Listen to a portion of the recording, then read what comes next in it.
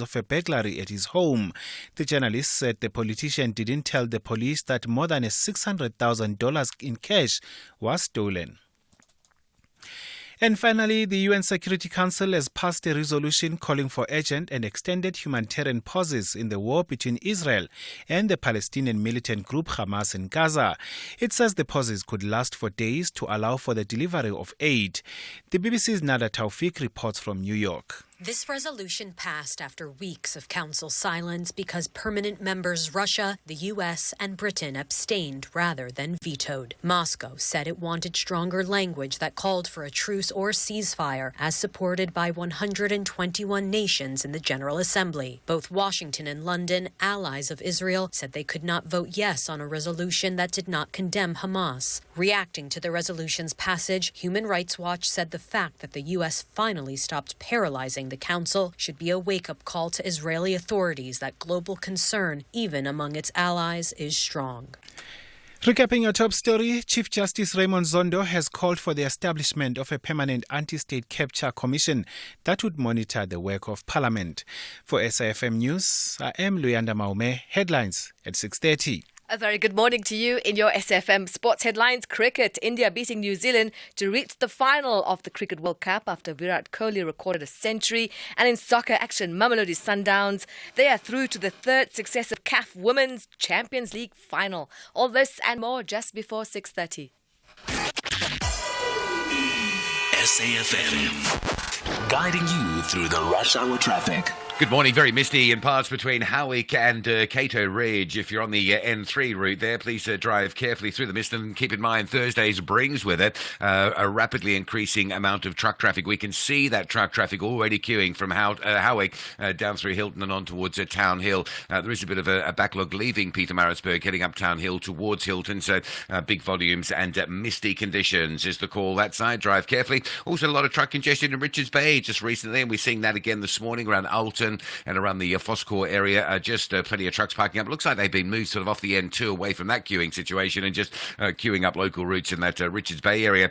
Cape Town looking fine this morning weather-wise. The N2, though, building up at Khayelitsha. Delays to the R300 and then more queues between the airport and the Jan Smuts Drive exit to Athlone. I'm Rob Byrne. SAFM Sunrise starts now.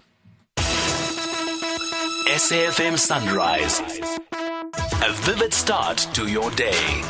Hey, good morning. Welcome to SFM. Welcome to SFM Sunrise. I'm Stephen Critter, 6 minutes after 6. How are you doing this Thursday morning? You know, we don't get to do this very often, but this year, of course, there are 2 World Cups, kind of. So it's been quite fun to do. And yesterday on our WhatsApp group, you know, our famous SAFM Sunrise, for some reason it says 2022 or something, WhatsApp group. I don't know why it's still called that. Maybe Mdu's going to change it to 2023. And someone said, at 7:20, our sort of biggest story of the day, should we do cricket? It was actually Stanza's idea. And Mdu and I were like, you know what, Stanza, that's a good idea. Let's do that. And so, you know, when you talk about stuff going on, to see that actually we're in the semi-finals, that actually everyone is talking about South Africa, how much better we've done than we sort of expected, how people are looking ahead to Temba Bavuma in particular, Keshan Mahara, all of the players basically that we're seeing, and how almost under the radar they've done so well. I mean, just, you know, a huge kind of success, really. And I don't know what will happen today. Australia is a top team, and I know there's all of this terrible cricket history around playing Australia in World Cups, but it's really quite an important morning, I think, actually. And it'll be an important day. And maybe if you just get the chance, you know, just watch some cricket and sort of remind yourself of what cricket can be and how interesting it can be and how much fun it can be as well, I think. So just, yeah, intriguing to watch that. And that, of course, taking place today. And it'll be with you basically through the working day, probably by sort of, you know, 4:30, so you kind of know where we are. So maybe a bit before that, actually. But just sort of sit down and, you know, try and keep up with it through the day. Keep up with the Proteas. And, of course, there'll be live coverage here on all of the SABC channels.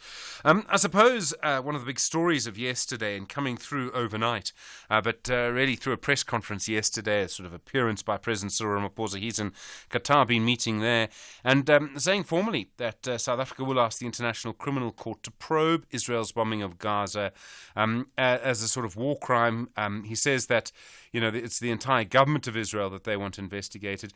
He also used 2 other phrases that I thought were very important in all of this. He said that this bombing has turned Gaza into a concentration camp.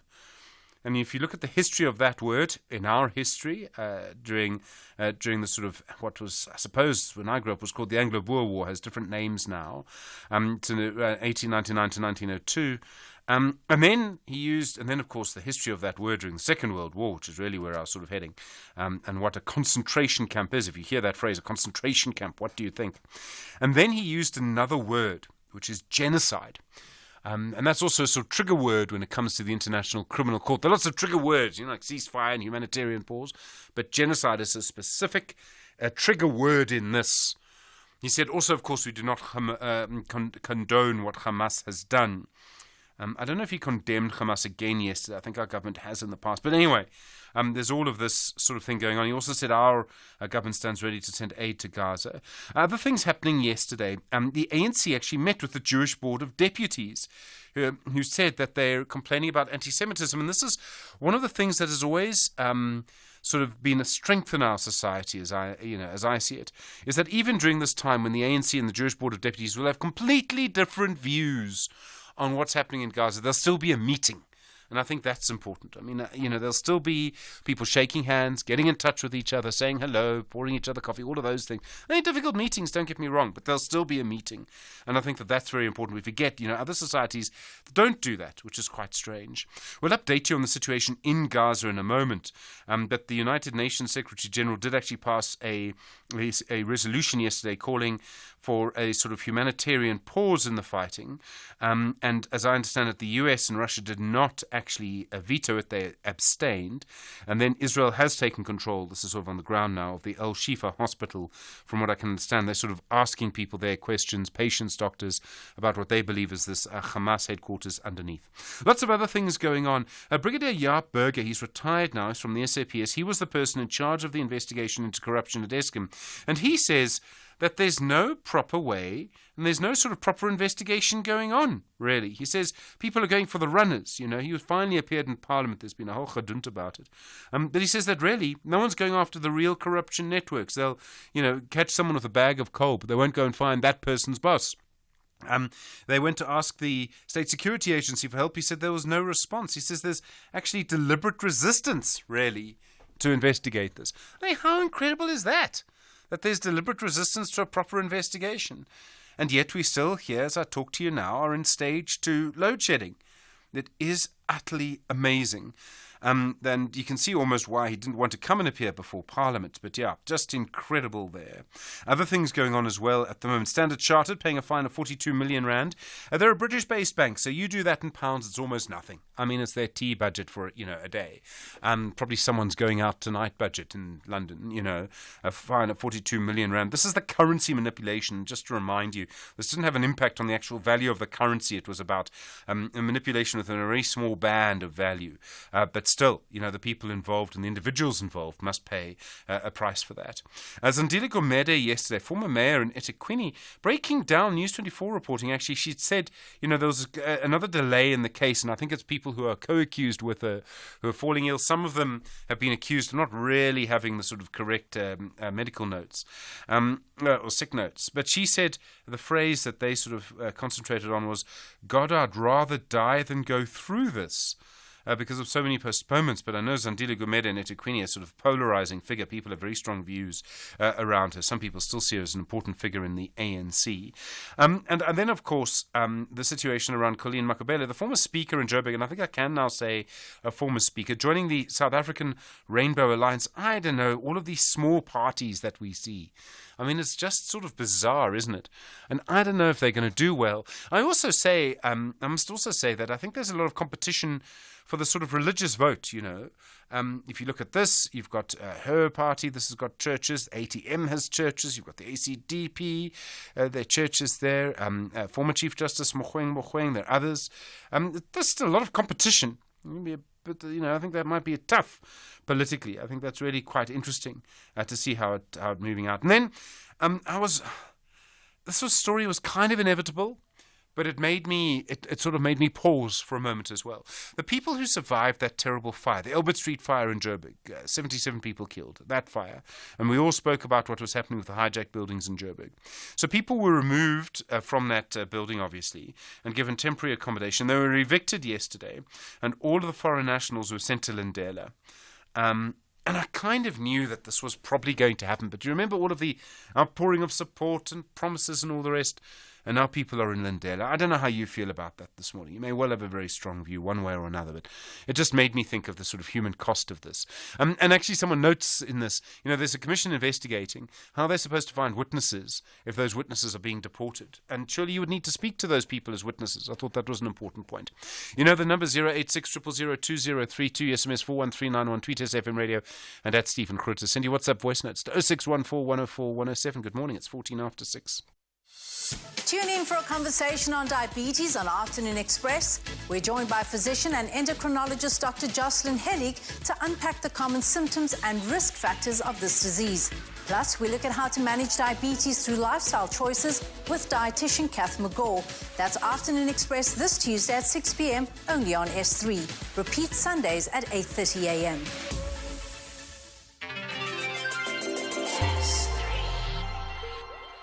Open the Absa Cash Invest Tracker account and earn the best rates in the market. More than the top 10 money market funds' average returns. Enjoy unmatched advantages at an interest rate of 8.9% per annum. Plus, if you open your account today, you could win your share of 15 million rand in luxury travel experiences for two. Yes, you heard right. A trip for you and your partner. My bank does that. Open yours today in less than 5 minutes on the banking app at your nearest Absa branch, or consult your private banker or call 0860 111 515. Absa is an authorized FSP and a registered credit provider. T's and C's apply.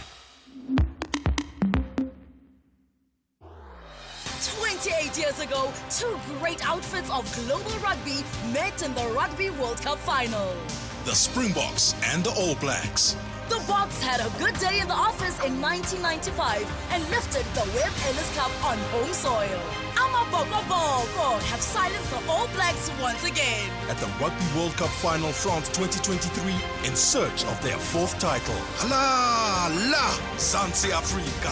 Back-to-back victors and four-time champions of the Rugby World Cup. An extra seat has been booked for a flight back to Africa Tonga for the Webb Ellis Cup to travel with the world's best rugby national team.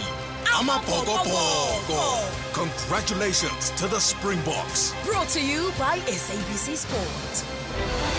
For the love of the game. The Daily News Diary on SAFM. Landa Mohome, good morning. Stephen, are you good? I'm well, thank you. Look, it's Thursday. Yeah, man. And there's a big cricket match today. You know what? I'm so anxious. Where's the rain, man? Where's the rain? How much work do you think is going to be done today? I don't know if there's going to be a very productive day. I don't think. I'm going home, sitting down, Yeah. and I'm watching the cricket throughout the day. Nice life. I must say I'm very anxious, Stephen. I'm very anxious about that match. But hey, man, they mustn't. I'm sorry. Stop it. Stop. That's not nice. Well, let me stop. Let me stop. Let me just You're work. not a nice. Let me focus. I mean, on people working. say that you're a nice person. I tell them you're not. Yeah, Stephen, let me stop. Let me stop before I expose myself. Anyway, Stephen, today the National Assembly will debate a motion in the name of EFF leader Julius Malema for the removal of the Israeli embassy, as well as the suspension of relations between South Africa and Israel. Now, this motion, of course, will shine a spotlight on the ANC, as they've been making quite a lot of noise in public about their opposition to Israel's role in this war. Will they be able to put their proverbial money where their mouth has been all along? Fikile Mbalula said they'll support it, right? He did, I think. Yeah. So interesting. So we're expecting to pass, right? You would think. I mean, if the you would EFF and the expect. if the EFF and the ANC together, but the EFF and the ANC agreed on land expropriation and still didn't pass. Well, we're still here, of course. And today, Stephen, a very sad story. Gauteng Education MEC Matume Chulane will release findings of an investigative report into the death of a school learner, Sbusi Sombata. The 12-year-old grade 6 learner at Kehlegile Primary School in Togoza died by suicide last month after he was allegedly bullied for his sexual orientation by a teacher. Yeah, sad story that. So let's find out what that report reveals about that investigation.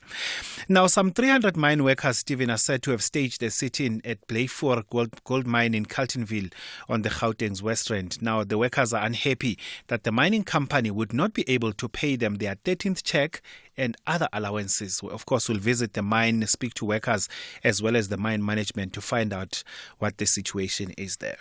Another day, another sit-in. This whole idea of sitting in underground or being held hostage, I mean, we'll see, get a fuller report. But very tricky one, Stephen. Got to be another tactic. Definitely. And in the court, Stephen, the case against two sisters arrested after 5 children in their care died in a shack fire at Itireleng Informal Settlement in Lodiam in Pretoria in August is expected to resume in the Atteridgeville Magistrates Court today. Lindiwe and Zanele Machaga face 5 counts of culpable homicide as well as a charge of child neglect. Yeah, that story. Very story. Still in court, Stephen, finally, the show that keeps on coming back. The Senzo Mewa case continues in the High Court in Pretoria today. And of course, investigating officer Sergeant Vosimozi Mukhane is still under cross-examination by the defense. And I must say, the cracks are just widening in the state story. Well, yeah. Very, very, very, very interesting, that one. Anyway, between the cricket and that one, I might have to Lots of TV today. Lots of TV, Stephen, Keep the today. popcorn handy. That's what we have for you today, Stephen. Leander Mayome, thank you very much indeed. Stephen Grootes on SAFM. Let's have a look at your weather around the country this morning. In Tshwane, fine this morning, otherwise partly cloudy, a low of 14, a high of 28. Johannesburg, fine, otherwise partly cloudy later, 13 and 26. Vereeniging, partly cloudy, 13 and 27. Mbombela, morning fog patches, otherwise partly cloudy, 16 and 23. Polokwane, partly cloudy, 13 and 26. Mahakeng, partly cloudy, isolated showers and thundershowers, 18 and 29. Vryburg, partly cloudy, scattered showers, thundershowers, 19 and 28. Mangung, partly cloudy, scattered showers, thundershowers, 16 and 27. Kimberley, partly cloudy, scattered showers, thundershowers, 18 and 29. Uppington, partly cloudy, isolated showers, thundershowers, 24 and 34. Cape Town, partly cloudy, a moderate southwesterly wind, 17 and 25. George, partly cloudy, a moderate to southwesterly, 16 and 24. Gqeberha, partly cloudy, a fresh southwesterly wind, 16 and 26. East London, partly cloudy, isolated afternoon thundershowers, a moderate southwesterly, 18 and 29. eThekwini, partly cloudy, isolated showers, thundershowers, a fresh to strong northeasterly wind, 18 and 28. Richards Bay, partly cloudy, isolated showers, thundershowers, a fresh to strong northeasterly wind, 19 and 30. And Pietermaritzburg, partly cloudy, scattered showers and thundershowers, 13 and 33. I like to sell it, but want a good price for it. Where can I sell it? I like to sell it. I like to sell it. I like Whoa. You want to sell your car? Yes. Okay. Why do you ask? Well, because we'd like to buy it. We'd like to buy it. We'd like to buy it. We'd like to buy it. You want to sell it? We want to buy it. We buy cars. The best way to sell your car by far. The grass will suffer more when JVWFC confront University of the Western Cape ladies. This is the Hollywood Bet Super League. Third place JVWFC are looking for maximum points to get closer to second positioned UWC ladies. But the Western Cape institution want the highest possible marks. Witness the queens of the beautiful game, JVWFC versus UWC ladies, the Sunday 19 November at 2:30 p.m. live on SABC Sport on DTT Channel 4 and SABC 1. Also available on SABC Plus and SABCSport.com. Hashtag we love it here. Brought to you by SABC Sport. For the love of the game. Worldview Update, bringing you closer to international or global news. 22 minutes after 6, good morning. In Gaza, the El Shifa hospital now appears to be occupied or controlled by Israeli soldiers. They're going through the institution, asking patients and doctors about what they say is a Hamas headquarters they believe is underneath the institution. Hamas and doctors have denied there's a Hamas headquarters there. The United Nations Security Council has finally passed a resolution calling for a pause in the fighting. The US and other countries, as I understand it, abstained from the vote, allowing it to go through. Meanwhile, patients and doctors can't actually leave the hospital. Andrew Muse is the General Director of Doctors Without Borders in Southern Africa. Andrew, good morning. Hi, good morning, and thank you for inviting me today to speak on this. You've obviously got colleagues in Gaza, maybe some of them in the hospital. What is the situation there like? How bad is it for doctors and patients?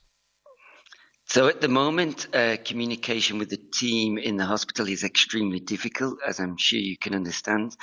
And the last chance we had to speak with the team was actually 2 days ago, just as the hospital was surrounded. At the time, the MSF doctors were clearly in very distressed, very concerned, and they were talking about how do we evacuate the patients.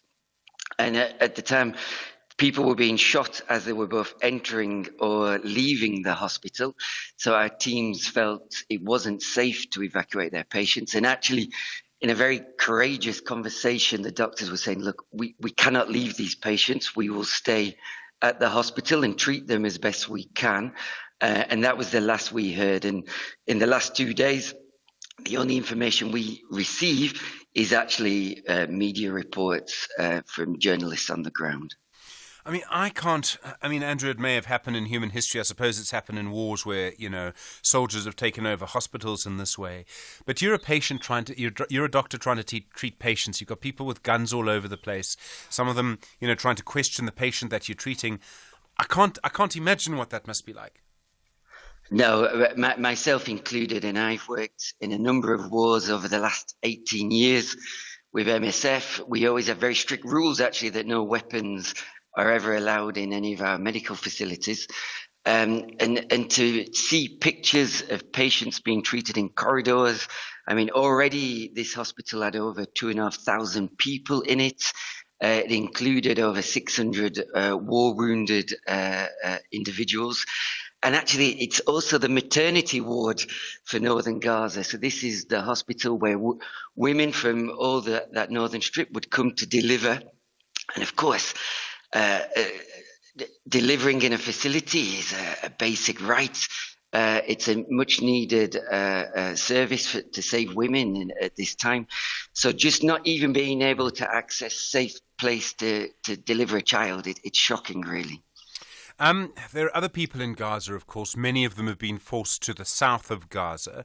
The situation for them, I don't know if you're able to provide services for them. I know the United Nations said it was about to run out of fuel and may have to withdraw its services in Gaza. But there are hundreds of thousands, probably over 1 million people in the south of Gaza who need treatment and help too.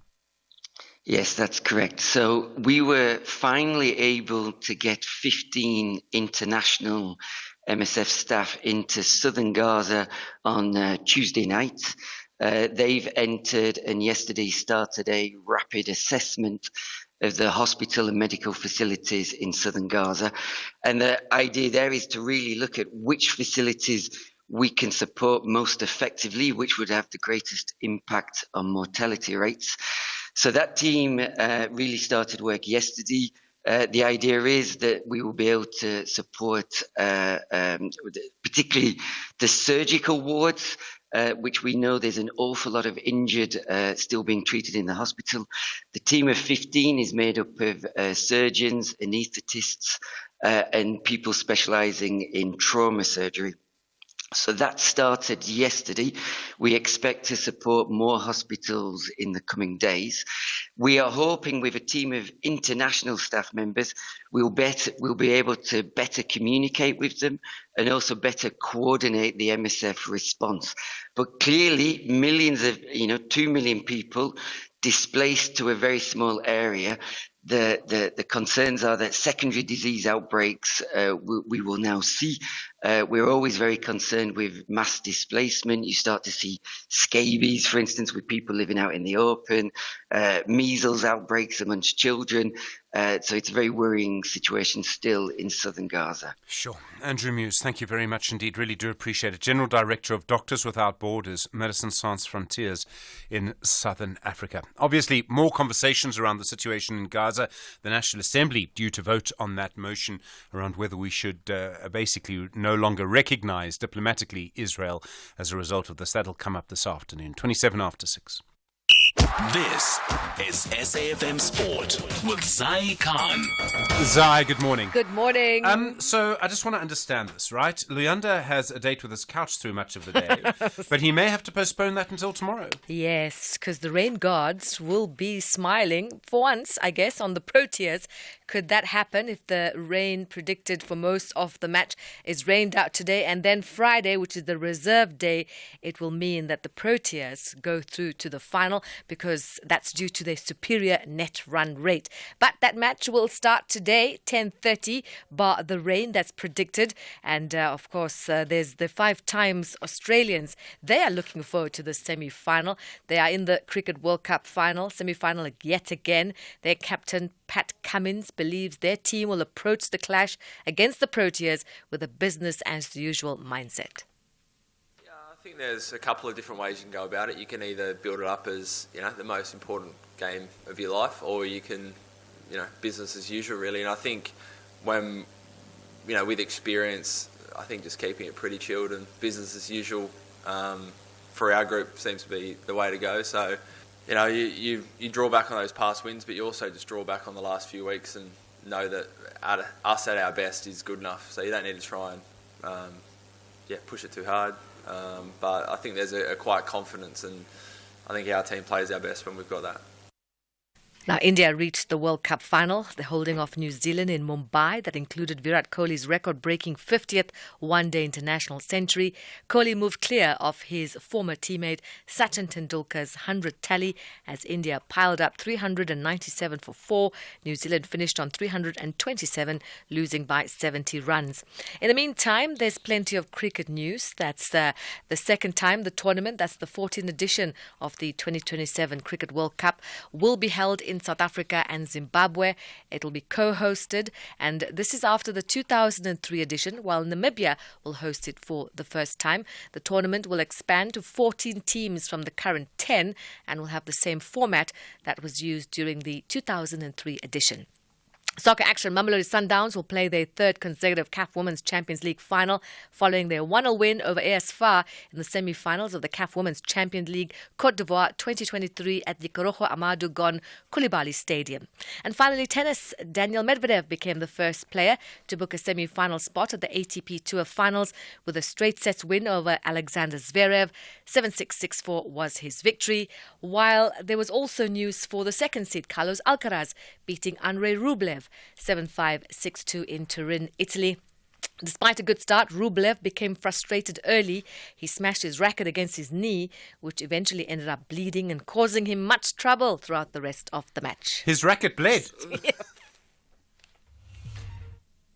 His racket did bleed with his knee. Of course, was unlucky call, but it's part of the sport. It happens every match. Often when they do the wrong calls or something just happened that it was important score. Nothing after that point. He played really well. He did amazing serve, and I think he hit a winner or something like that, and then he make an ace, and it was already 30 love. We'll have more sport on Sunrise Headlines. Top of the hour, I'm Zai Khan. Zai, thank you very much indeed. Good morning to you. Plenty to come in the next half hour. We talk about cattle rustling. People are stealing cattle in KwaZulu-Natal, slaughtering them and selling the meat on the side of the road. That's next. You're with SFM leading the conversation. Stage 2 now, Stage 3 later, 6:30. Thank you, Stephen. In your headlines, the Competition Commission says it's confident that its cooperation with 5 out of 28 banks will assist it to prosecute the remaining banks in the foreign exchange case. The 5 banks will provide evidence that will assist the Commission in the case. Chief Justice Raymond Zondo has blamed both Parliament and the ANC in the National Assembly for the continuation of state capture in the country. He says the majority party does not allow its members to support a vote of no confidence in its current and previous presidents. And Statistics South Africa says the Western Cape's unemployment rate has dropped by 4.3% year on year. It says employment in the province is also up by 12.6%. I'll have details on these and other stories at 7.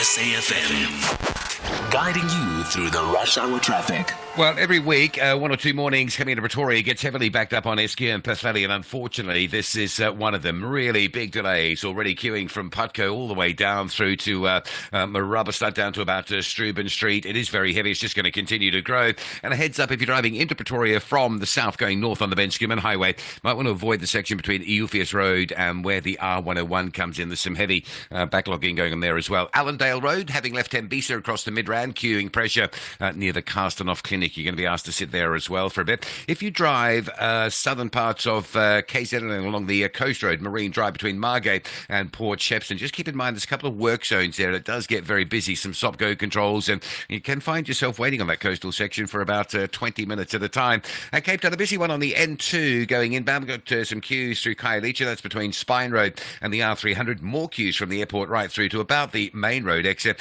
and the N1 inbound from Belleville through to Sable Road looking busy. It was a very busy day yesterday in the traffic in Cape Town. It's shaping to be another one this Thursday morning. Rob Byrne, SAFM Traffic. The business update on SAFM. Ray McClark, good morning. How are you doing? Good morning. All good. It's nearly Friday. Indeed. Asian markets, US markets, how are they looking? Well, both markets are down, with Asian markets leading with losses. The investor focus is on Japan's economy and the decline in its performance from July to September. Japan's economy fell by 2.1%. The world's third largest economy is under pressure because consumer spending is lower as a result of higher inflation. So in Asian markets, Japan's Nikkei is down 0.8%. Hong Kong's Hang Seng is down 1.6%, and China's Shanghai Composite is down 0.6%. The US market finished higher yesterday, and before the US market officially opens later today, Nasdaq, Dow Jones, and S&P futures are each down 0.2% this morning, and the dollar to the rand is 18.27. And then consumers spending and transacting less. In other words, there's just less economic activity. Yeah, and this is because high interest rates, food inflation, Eskom blackouts, and elevated fuel prices continue to eat away at the income of consumers. So they continue to spend less in the economy. This is a finding by a company called BankServe Africa, which tracks spending patterns of consumers and the transactions they effect in the economy. The value of transactions effected by consumers through their bank accounts fell by 32 billion rand in October compared with September. The value of transactions in October reached 1.2 trillion rand. This generally points to economic activity being lower in South Africa. And then petrol, diesel prices, they could be cut in December. Let's hope. Indeed, we live in hope. In the first week of December, petrol prices could be cut by around R1.07 a litre, and diesel prices could also be cut by around R2.10 a litre. This is according to early data from the Central Energy Fund, which is a state-owned entity that is responsible for South Africa's petrol and diesel needs. The possible relief is due to lower international oil prices, but the government is set to confirm petrol and diesel price adjustments on the 6th of December. Ray McClark, thank you very much indeed. Ray, of course, back in an hour's time. Africa Update on SAFM Sunrise, a continental overview of current African affairs. Rust Advocate Sipho Mantula, good morning. All right, the elections in Madagascar, what's the latest? Stephen, we know that last night there was a curfew that was imposed until the hours of the morning, around 5 this morning. The elections have already started in terms of voting around 6 o'clock, Stephen, in the time zone in Madagascar. And we know that 11 million registered voters will have to choose between 13 candidates. Despite that, we have a protest among those 10 candidates against the current president, Henri Rajoelina. So we'll be focusing on Madagascar and Antananarivo with these upcoming elections. We know SADC have already posted their observer mission, the AU as well, Stephen, and that's where we'll see what will happen in the island of Madagascar. And then in Liberia, the opposition party leader, Joseph Boakai, a slight lead in those runoff elections. Slightly, Stephen, out of 22% of polling stations that has been collated by the Electoral Commission so far, they are saying it's sitting at 50%, while George Weah is sitting at 49%. It's still neck to neck now, Stephen, because these are the tallied results that we see from Liberia. The first elections, by the way, Stephen, to be funded by its own government, not from the UN, not from the donors, and it's the country that has two civil wars between 1989, 2003, and we'll never forget the Ebola epidemic of 2013 to 2016. So we hope Liberia will survive from this presidential runoff. And South Sudan, the president there, Salva Kiir, he's dismissed the country's Inspector General of Police. Why?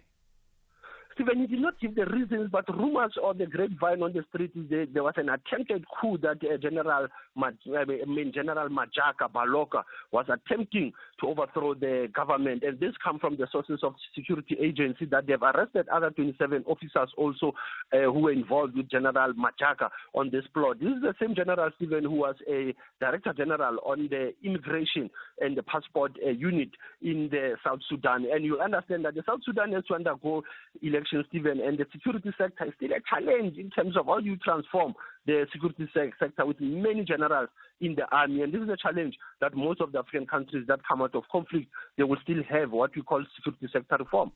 And then in Rwanda, the Rwandan government, it's angry because the British court, the Supreme Court there, ruled that Britain cannot deport people, sort of asylum seekers, to Rwanda.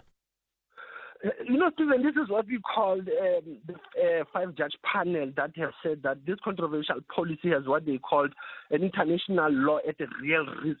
And now the government of Rwanda coming out blazing yesterday, Stephen, that it is committed to its international obligation. It's got exemplary treatment of refugees, and at the same time, they don't understand why this ruling against them. Remember, there are many pounds, Stephen, that have been set aside for this mission of taking asylum seekers to Rwanda. But this has come out yesterday saying that Rwanda is not fit for purpose to have this policy being implemented in their country. Hence, they are angry with this British Supreme Court that has struck down this application. And then in our archives, you're taking us back to the 16th of November 2002. Stephen, very important that in the UN calendar, they call this day the Day of Philosophers, what we call World Philosophy Day.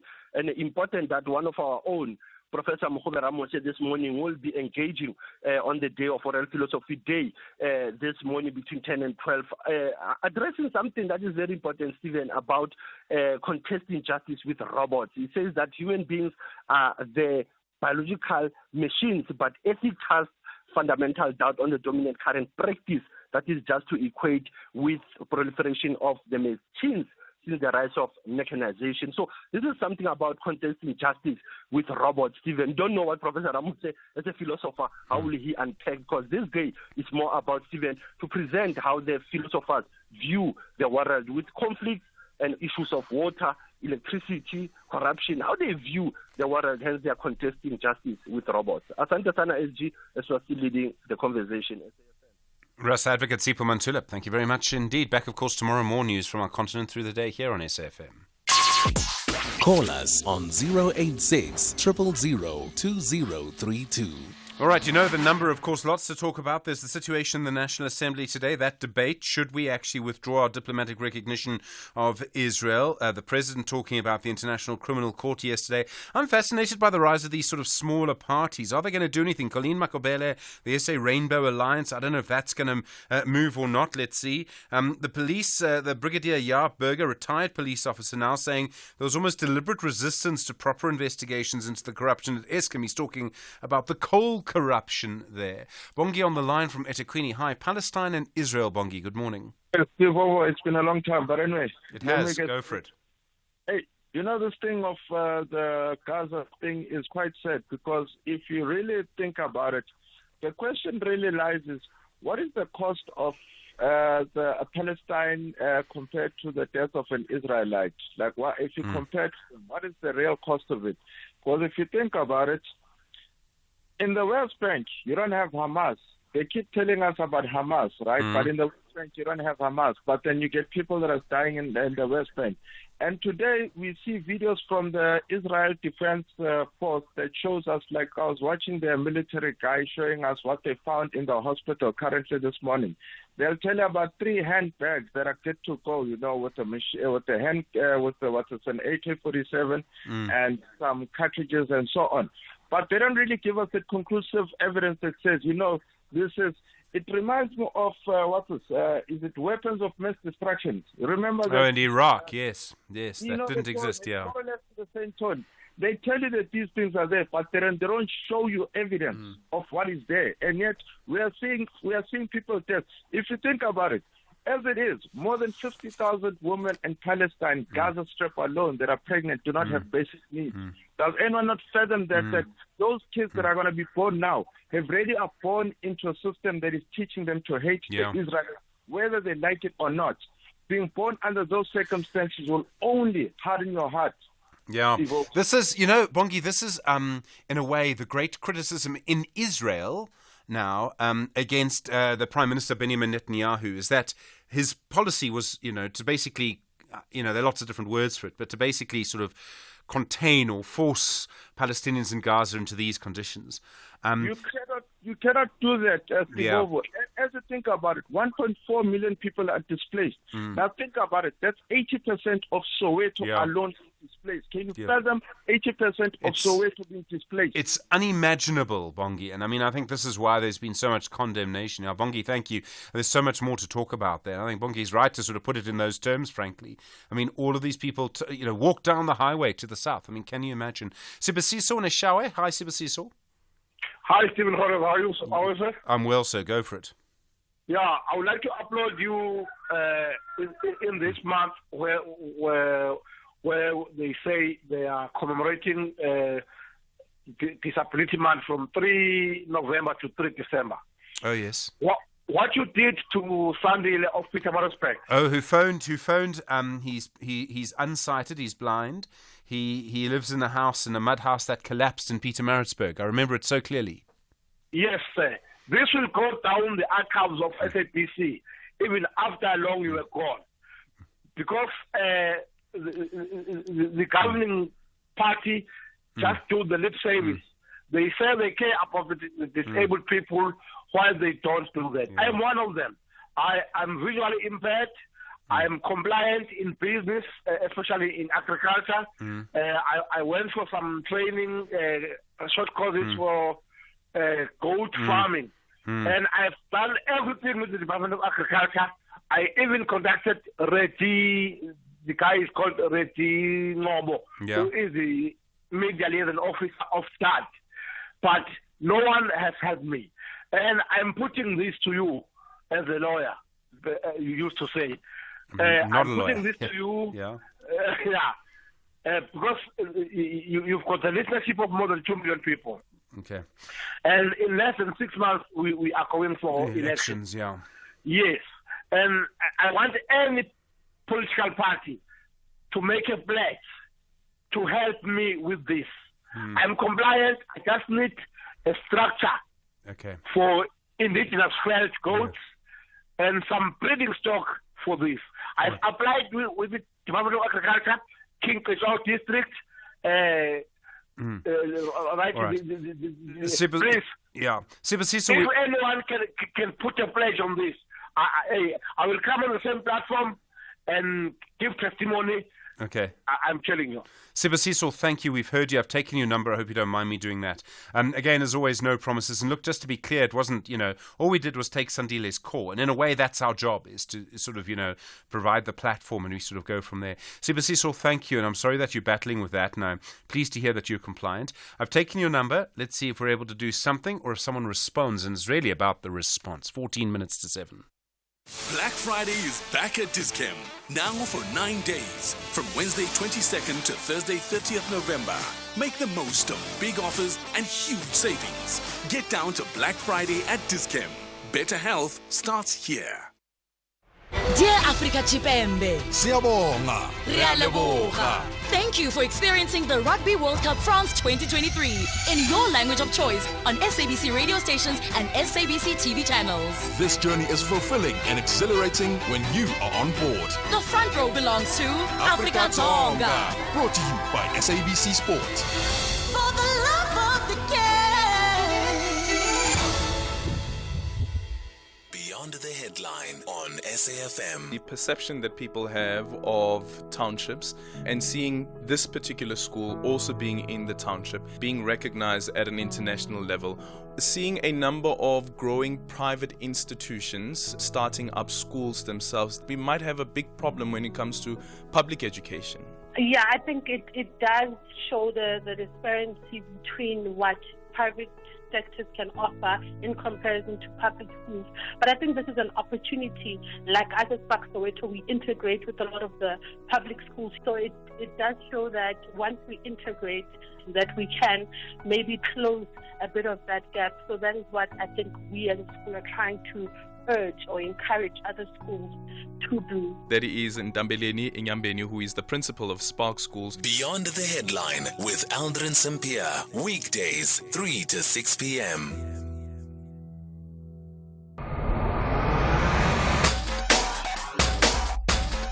SAFM 104 to 107 nationwide. Police in KwaZulu-Natal are warning of people who are stealing cattle, stealing cows. It's I suppose you'd call it a cattle rustling syndicate. What they do is they'll steal someone's cow, they'll slaughter the cow, and they'll sell the meat on the side of the road. And you know, if your cow is stolen, one of your cows is stolen, it's such a huge amount of money.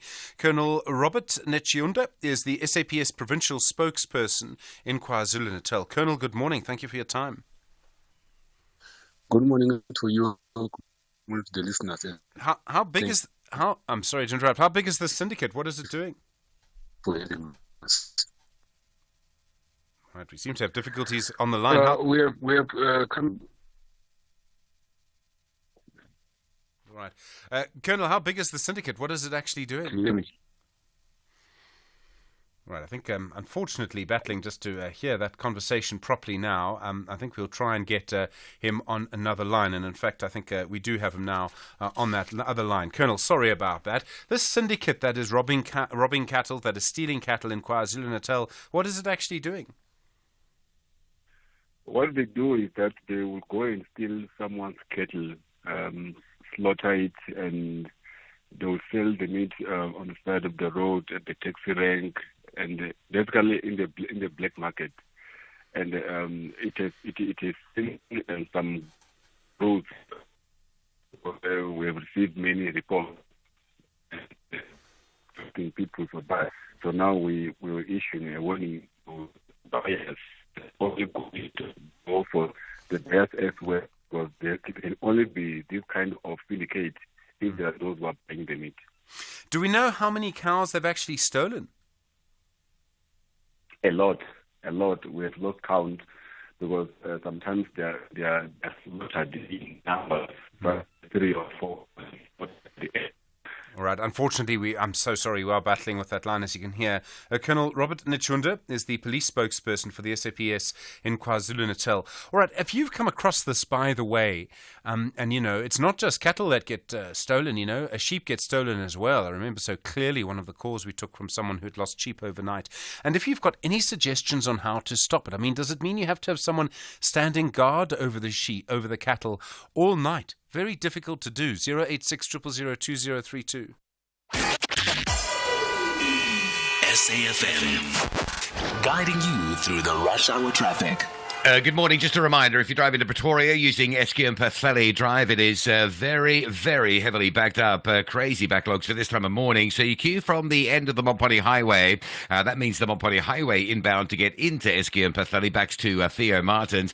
From that Esky and Pafeli Drive and Momponi Highway, you then sit all the way down through Marabastad and deep into the CBD. There's some traffic light issues around Marabastad, and there's a big crash scene on Esky down by Nana Sita. So it's a very heavy run through. If you come in from Pretoria North, exit onto Paul Kruger. And if you come in from the Soshanguve side, make sure you got plenty of time. You might want to duck off and run through Dustport Tunnel and come back in from Pretoria West to beat that big queue. Also, you're going to be asked to sit in some traffic this morning on the N14 on your way to work on the Ben Schoeman Highway going into Pretoria just by the R101. And you'll also be asked to sit in some heavy pressure on Allendale Road this morning coming from Tembisa across towards the Carstenoff Clinic area. Looks like issues on Joburg's N1 North just after 14th Avenue. Some queuing pressure on your way there through towards Bayers Nordier. It's got the hallmarks of a crash delay.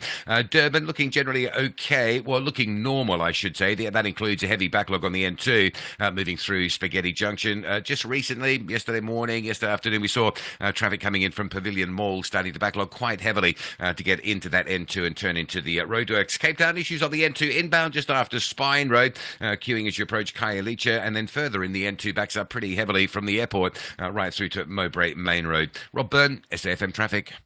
This festive season, Dis-Chem's Pick and Mix is back with their 2+1 cheapest free. Look for the special sticker on irresistible fragrance gift sets, pampering bath sets, and delicious boxed chocolates, biscuits, sweets, and treats. Take 3, get the cheapest free. Dis-Chem's got the perfect gifts for the whole family this festive season. Shop online and in store. Wishing you joy, peace, love, and health. Dis-Chem Pharmacies. Better health starts here.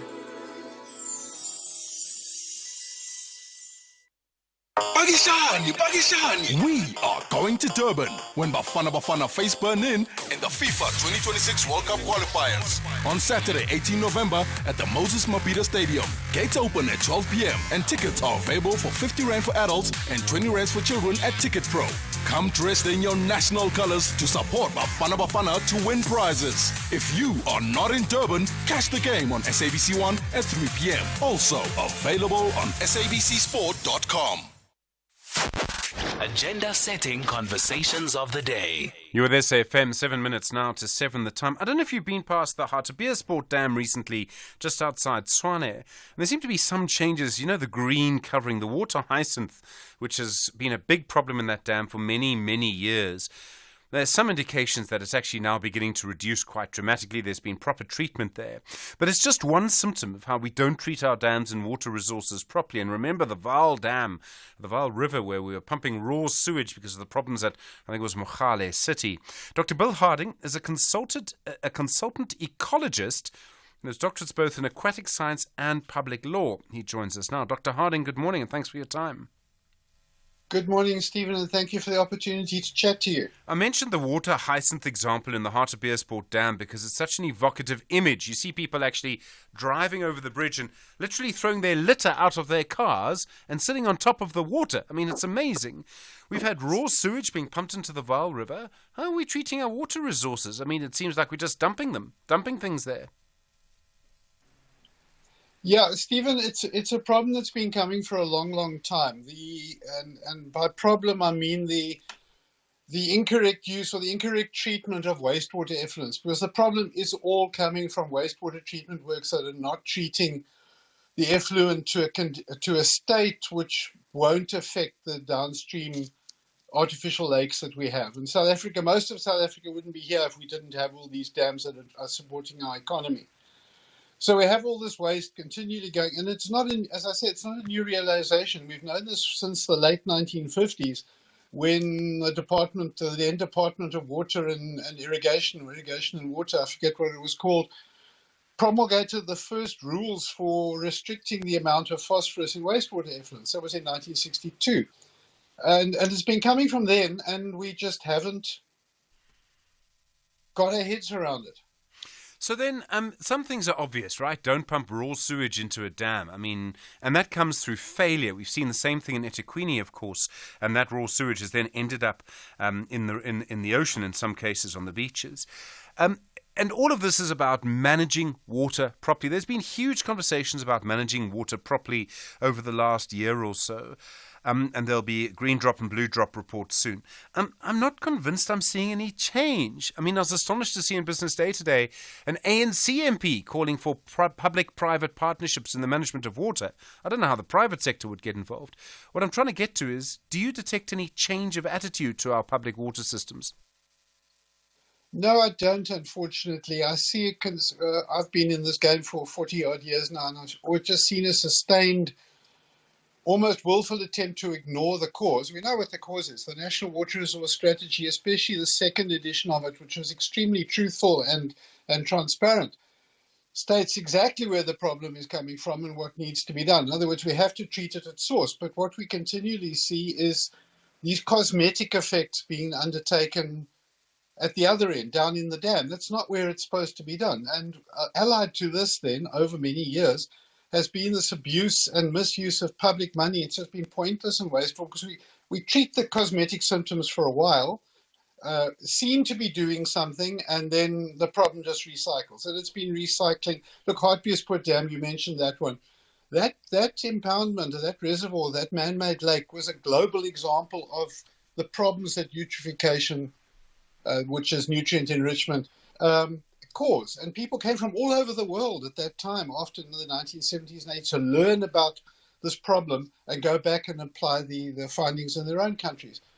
We still sit with the problem. You mentioned sewage. It's not just the raw sewage. We know that there's about 20 million litres completely bypassing the sewer system every day and going straight into receiving waters, into streams and rivers. It's not just that. It's even if all our wastewater treatment works were working to the standards which are set by the Department of Water and Sanitation, we'd still have this problem because those standards are useless, to be quite honest. They're based on the wrong premise. They're based on a premise of measuring the concentration of a pollutant rather than the load. And each of these reservoir lakes, no matter who it is, Allemanskraal, Bronkhorstspruit, Hartbeespoort, Klipvoort, they've all got an assimilable capacity, which when you go past that capacity, you start to get these eutrophication problems. That's why they're all in this mess. Okay. And that fundamental is being ignored. So then, obviously, to try and start to fix this, I mean, a lot of it seems to me, obviously it comes back to the authorities. And if I remember the sort of system correctly, the National Department is in charge of about 20 dams. But this actually boils down to probably councils, right? It's probably at the council level that all of this is going wrong, certainly in Mogale City's case and eThekwini's case as well. Yes, you're right to an extent, but I think guidance has to come. It's a local competency, yeah, you're quite right. But the guidance has to come from the top in this instance because that guidance has completely dissipated. But having said that, there are some of the upper end, the top-notch local authorities, Cape Town, water utilities like Umgani Water, that know this. But why aren't they building a better sewage treatment works? Why are they just continuing to conform to these inadequate standards? They know they're inadequate. They know the damage that it's causing, but they don't. No one's trying to build a lighthouse and say, look, we're doing it better. We're building a better mousetrap and so on. So, yeah, I think that this problem, we can't just evolve it. And this is what happens all the time. People say it's a local competency, but there's no structured guidance and governance regulation and coming from above, and that's where it's collapsed. Dr. Bill Harding, thank you very much indeed. So much more to talk about, and I'm sure we'll do that in the future. Dr. Bill Harding is a professional aquatic ecologist and, as you can see, an expert on wetlands as well. He's an environmental law specialist. Well, we'll look at that issue more in the future, but an important warning there. All right, lots to come. We'll talk about the situation in Joburg. Colleen Makabele, the new political party, is there space for a new political party? The DA is saying that they believe the council in the city of Joburg should be dissolved. There'll be fresh elections there. Would that lead to a different result from the last elections just 2 years ago? We'll speak to Dr. Rolf Mateja about that. Look ahead to the big cricket match as well. You're with SFM leading the conversation at 7 o'clock. Our insurance will go out of their way to try and save you money on your car insurance. If they can't, ask for 500 Rand. SMS out to 38462. Now that's good news. Independent and impartial. This is SFM News. Thank you, Stephen. In your top stories, the Competition Commission sets its sights on prosecuting more banks, and the Chief Justice blames state capture on the governing party. This is SAFM News. A very good morning. I am Luyanda Maume. The Competition Commission says it's confident that its cooperation with 5 out of 28 banks will assist it to prosecute the remaining banks in the foreign exchange case. The 5 banks will provide evidence that will assist the Commission in the case. This follows the protracted legal battles. Yesterday, the Commission and the UK-based Standard Chartered Bank reached a settlement agreement in which the bank will pay an administrative penalty of 42.7 million rand. Standard Chartered is the second bank to reach a settlement agreement with the Commission. Makhali Muhlala is the Commission's divisional manager for cartels. Standard Chartered has undertaken to cooperate with the Commission in the prosecution of the other respondent banks. And most importantly, Chair, they have undertaken to provide the Commission with evidence that is in its possession that will assist the Commission in the prosecution of the remaining 23 banks that are currently being prosecuted. Chief Justice Raymond Zondo has blamed both Parliament and the ANC in the National Assembly for the continuation of state capture in the country. He says the majority party does not allow its members to support a vote of no confidence in its current and previous presidents. Zondo was speaking in a discussion hosted by the Institute for African Alternatives in Cape Town yesterday. Parliament had the opportunity and the power to stop state capture, because if it had allowed the motions for the establishment of public inquiries, parliamentary public inquiries, in all probability, state capture would have been stopped because of what would have been revealed. But the fact of the matter is that the majority party took the position that it was entitled to instruct its members not to vote with the opposition or not to support motions from the opposition parties on those matters, including the motions of no confidence in the president. Action SA in the Western Cape has requested the Office of the Public Protector to investigate the Speaker of the Provincial Legislature for the alleged failure to implement the State Attorney's recommendations. Action SA Provincial Chairperson Michelle Wasserman says the Deputy Speaker Beverly Schaefer was found guilty of using a luxury vehicle, which resulted in fruitless and wasteful expenditure amounting to about 158,000 rand. Wasserman says they are concerned about the lack of progress in the matter. Our complaint formally requests the Office of the Public Protector to conduct an investigation focusing on the current status of the implementation of the State Attorney's recommendations and whether both the Speaker and Deputy Speaker may have conducted themselves in a manner inconsistent with the expected standards for public office bearers, particularly in fulfilling their obligation to uphold accountability. Statistics South Africa says the Western Cape unemployment rate has dropped by 4.3% year-on-year. It says employment in the province is also up by 12.6%. The figures are in Stats SA's quarterly labour force survey results. The Provincial Finance and Economic Opportunities MEC Mireille Wenger says the data shows that the Western Cape economy is growing. The aim is for long-term sustainable job creation in the Western Cape. And so we're seeing, for example, our tourism industry has increased. It's not only recovered from the COVID pandemic, but is now growing. We're expecting a 25% increase in the number of tourists this summer season, which we know will boost job creation in the Western Cape and in South Africa. So there are many reasons to have hope. President Cyril Ramaphosa has confirmed that South Africa has submitted a referral to the International Criminal Court to investigate Israel's attacks on Gaza. He briefed the media in Qatar after discussions with Emir Sheikh Tamim bin Ahmad Al Thani. Qatar is mediating in the negotiations for the release of hostages that Hamas took last month, after which Israel retaliated with a massive military operation. Thousands of people have been killed on both sides. Ramaphosa has reiterated his call for an immediate ceasefire.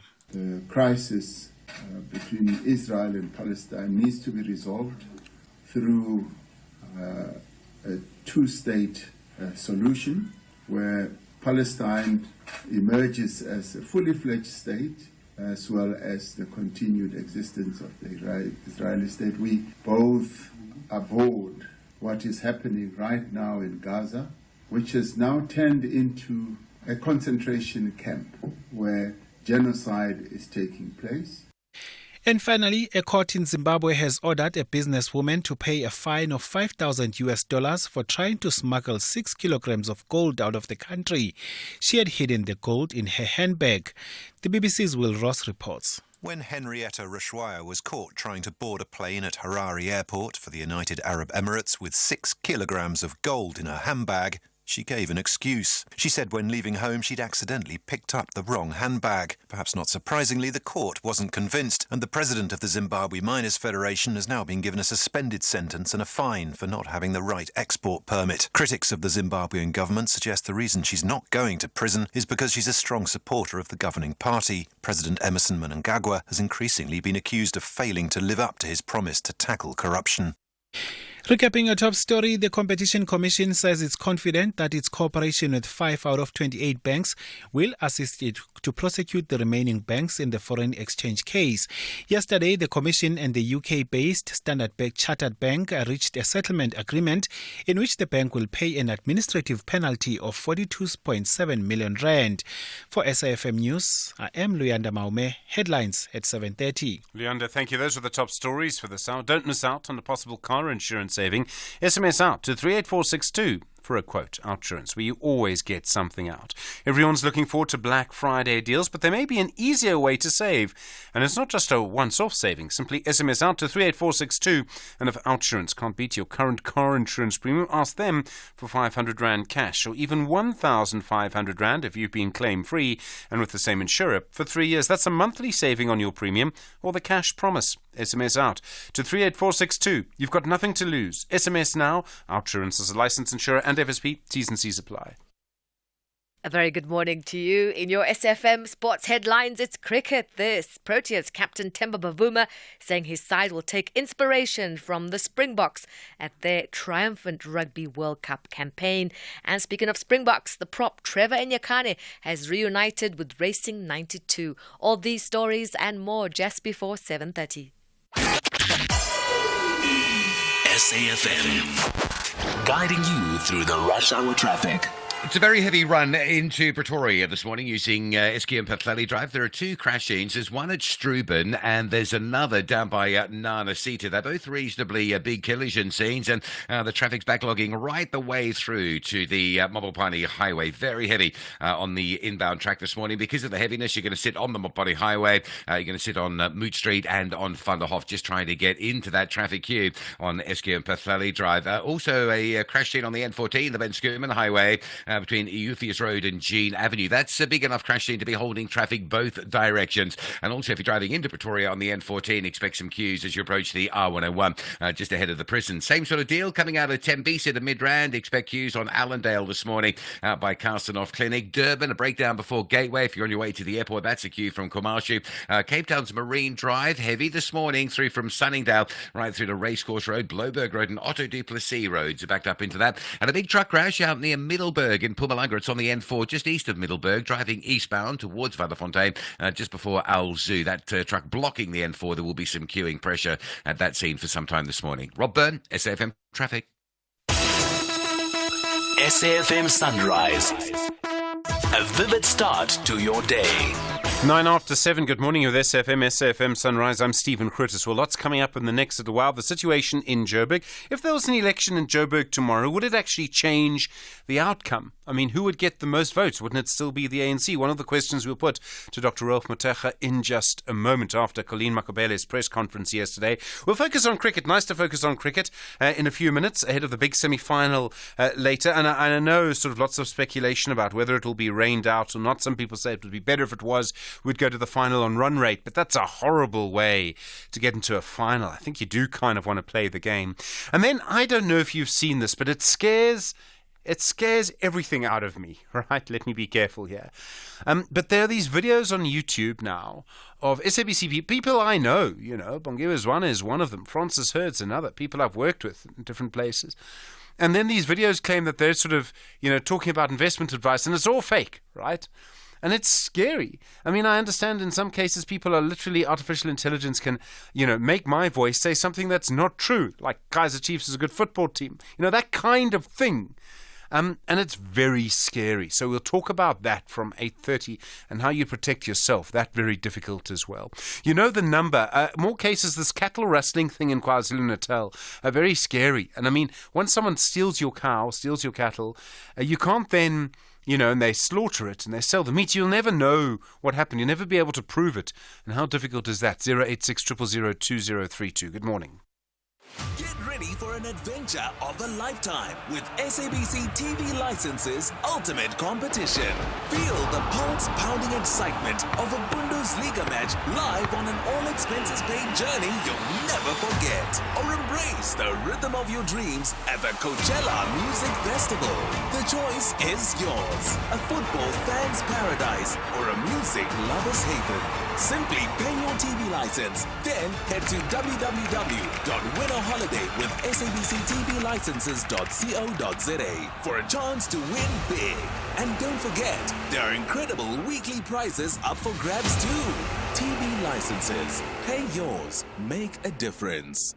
No matter how much you plan, sometimes life happens. And when life happens, there's Cash Converters Cash Advance Loan. Our 30-day cash advance loan allows you to take care of those unexpected surprises. Simply bring in your items such as jewelry, tech and more.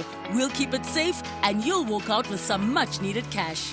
Plus, stand a chance to win 20,000 Rand every week. So, visit a Cash Converters store today. T's and C's apply. Cash Converters, we buy, we sell, we loan cash.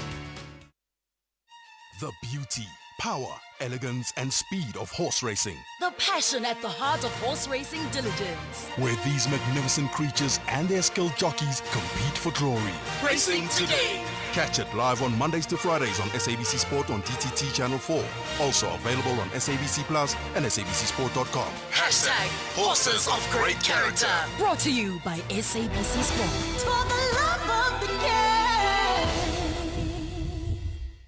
First in the morning, SAFM Sunrise with Stephen Grootes. 13 after 7, good morning. Well, yesterday, the former Joburg speaker and Cope councillor, Colleen Makobele, says she's now the presidential candidate for a new group of parties called the SA Rainbow Alliance, which includes some churches and the National Freedom Party. She's been expelled from Cope. Cope now has to nominate a new councillor in Joburg, and when it does that, that councillor will be able to decide, or Cope will be able to decide, whether to support the current ANC-EFF Patriotic Alliance coalition in Joburg or move to the DA Action SA grouping in Joburg. Meanwhile, the DA has said consistently it believes the council in Joburg should be dissolved and fresh elections held. Dr. Ralph Matega is a political analyst. Dr. Matega, good morning.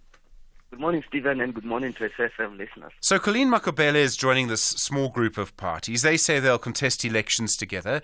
Is there space for another group of small parties in our politics?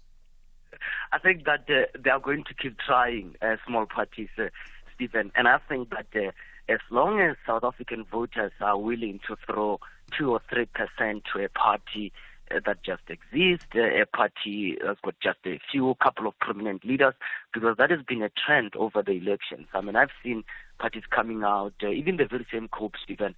One can argue that it is the party that got a splinter from the ANC. It came about just lodged into crisis, and it has been rewarded with votes without actually even getting a chance to tell people what it stands for. So I think voters are quite generous. This shows the level of fragmentation in South Africa's politics. It's still green fields for new parties, and I think what that also points to is that well-established parties are finding it difficult to consolidate their support, Stephen. There's a sort of religious element to this. I mean, it seems to me that there's competition for, I'm not quite sure what the best word to use is, but let me use the phrase the religious voter. So, well, the Christian voter maybe. You have the ACDP, you have the African Transformation Movement. Former Chief Justice Mogoeng says God will make him president, but I don't think he's campaigning, I'm not sure. There are others. Is there a lot of competition for the religious voter? I don't think that somebody out there is trying to activate the religious vote, because remember, Stephen, this is quite controversial, and history points somewhere else where it might look uncomfortable for us, for some of us. I mean, the church has played a prominent role in South Africa's liberation politics, South African Council of Churches, and far back, the church was very strong, provided a very strong social network, And the anti-apartheid movement also, you could say, in some communities was very much driven also by church leaders. The ANC's formation also points back to the church leaders as well, to some extent. So I think that around 1994, Stephen, the church receded. The church was pushed back. I don't know that had to do with the fascination by then of democracy. The church was pushed back. And I do think things went to a point where the church is trying to come back. And I think this thing of the religious vote we're talking about is an attempt. Some are saying that perhaps let's bring morals into politics. Controversial, but I do think it is a pattern that is quite observable. Colleen Makobele herself, so she says, as I understand it, that her party is based on moral principles. And she represented COPE in the Joburg Council. They were part of a coalition with, if I remember correctly, the DA and Action SA. Then, without a party position, she sort of voted against that coalition and moved to the other side and was given the position of Speaker as a result. Now, there are plenty of other examples of this, Dr. Muteka, as you know. How do voters see that? A politician who moves from side to side. I mean, does that person get punished or not? I mean, Stephen, the biggest problem that parties are going to have, the biggest battle they are going to have with the independent candidates, that will be independence that will be coming from party ranks, those personalities. And I think that it shows how people see themselves within institutions. People are beginning to be saying that, look, we constitute these institutions that are political parties. We cannot be excessively overimposed by them. We cannot be subdued by these institutions. That's why you see people moving in this way. But also, it also points to something very, very interesting about what happened around Colleen, or what's currently underway. Look at these things, Stephen. The city of Johannesburg Council now is at risk. It is a local government sphere. This is because someone is making plans at national government politics for central to do with elections next year. You and I, we have had this conversation about how South Africa's politics is becoming more regional, and regional power is going to be very much important in accessing a national power. You wrote a very interesting article in the Daily Mazurika I've read around this thing. I was reading with that. We have had this discussion. So what we are seeing is also this trend where someone is seeing the local sphere of government as a platform to mount politics or political career at a central leadership level. And now you've got this conflict between national leadership and also the local leaders within COPE. It is going to happen across different political parties. It is part of the evolution of South Africa's politics. It is the dispersion of power from central to the local. It is a trend that I think voters will be caught not understanding exactly. How do they deal with these personalities as they move within this institution? And I think everybody else will find their place at the end. The DA says they want the council in Joburg to be dissolved. They want new elections. And I sort of keep asking them, why do they think they would do any better than they did 2 years ago? I mean, if we had another election in Joburg, would we end up with the same result we had in 2021? Very expensive elections are. And we look at this council, Stephen. This is one council that one thought that, look, parties, they started quite badly. But I thought that at some point there would be a sense of collective ownership to be saying that, look, let us just take this council forward. Because clearly there is a point where parties will be equitably punished about what is going on in Johannesburg or in those councils that are amidst our experiencing tensions. And when I say equitable punishment is there is no level of disruption that gets rewarding. I mean, if you call for election now, what is it that you have at the table that you're going to put a new program? What is it that we have observed that has changed? What is it that you are going to sell to the people of Joburg if the election come out now? So I think that this is more about, it's just a scene for parties to try it out. Our local government is almost like an area where parties are just trying it out. No one is in charge, and everyone has the potential to be in charge. That's what the problem seems to be, Stephen. Dr. Ralph Muteka, thank you very much indeed. 20 minutes after 7, cricket's next.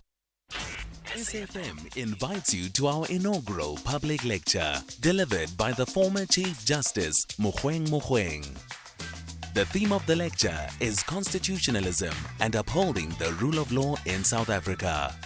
Has corruption and malfeasance eroded the moral fabric of the democratic dispensation? The lecture will take place on the 29th of November 2023 at the SABC M1 Studios in Johannesburg. Secure your seat by emailing us at info@safm.co.za.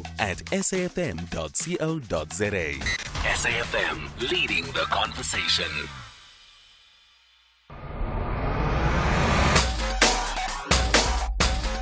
SAFM 104 to 107. Nationwide. 21 after 7, good morning. With the Proteas, that vital semi-final match today, the World Cup semi-final against Australia at Eden Gardens. And you know, Australia have a long track record of winning key matches like this. Eddie Lays, a former South African cricketer, he joins us now. Eddie, good morning. Australia have such a strong team, a consistent record in World Cups. How tough is today's game? Well, I don't think today's game would be that tough. I think for us, it's written in the stars. Yes, they got a good record in the World Cup games. But what I'll say to you is that, I think Australia just like the Indian team. I think right. Eddie, I don't know if you're on speaker, but I'm going to ask you to come off speaker, please. How strong are Australia at the moment? Okay, sorry. Can you hear me now? Yes, I can. Okay. No, I was saying that Australia, yes, they do have good record in the World Cup games, and there's nothing wrong with that. But for me, I think Australia, just like the England team, I think they are a bit outdated a bit. And also, we got one over them. I mean, think about it. They came here with the series.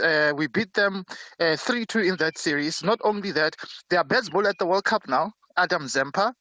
Adam Zampa, we hit him for. I think he broke the record of the most expensive bowler in the world when they came here. And David Warner also didn't perform when he was here, but now he's number 3 in the World Cup batting, and Zampa is number 1. So for me, I think, yes, they have a good record at the World Cup, but I think this one is for us to take. You reckon? I mean, what kind of strategy do we need to follow? Does it matter whether we bat first or bowl first? Oh, I think you always have those little things that like a thorn in your flesh with the team. So I think for us, it doesn't really matter, guys. We just have to dig deep. We just have to be mentally strong. I think I have mentioned before in the show that we have to be mentally strong and say, this is not for us. Also, this is for the nation, and this for also the past players that have gone before us that have stopped here at the semi-final and lost. You know what I'm saying? So for me, I think it doesn't matter what we doing first, but what we have doing first, we must do well. Whether we bowl first or bat first, we must do it very well. Eddie Labe, thank you. Let's get a view from Aslam Korter as well, the cricket commentator and analyst. Aslam, good morning. Where do we need to concentrate this morning? I mean, the ghosts of tournaments past loom all over this. It's good morning, Stephen. It's the usual rhetoric and almost cliches, but the key moments are absolutely vital. Team effort is absolutely important. You can't be dependent on 1 or 2 or 3 guys who have shown form, because this is when the chaps who perhaps haven't been in good form must stand up and show what they're all about. But I think what is extremely crucial in semi-finals is to remain calm. And that's the watchword over the last number of days before the semi-finals actually started for all 4 of the teams, is to remain calm. Because as the World Cups have been progressing, we're into the 13th edition now.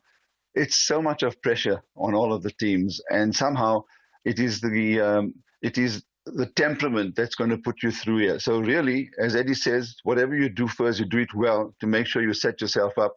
And however the toss goes, you need to realize that there is a job to be done. And whether you're batting second or first, you got to put your best foot forward. And I'll just run through this very quickly for you, Stephen. Recent stats show that South Africa boasts a 55-50 win-loss record against Australia. That's since 2016. But in the last 18 matches, South Africa have won 15 times. So, on form, South Africa look like they should be burying the ghosts of the past and thinking of how this particular lot, especially since January this year, have actually played. And what's important to also realize is whatever the form has been and whatever the players have done in the matches gone by in this World Cup, it's today that matters, and that's why it's key to remain calm and play those key moments well. You've pointed out how this Proteas team is playing together. I think the coaching, the captaining, the captaincy, all of those things matter. Their decision-making is improved.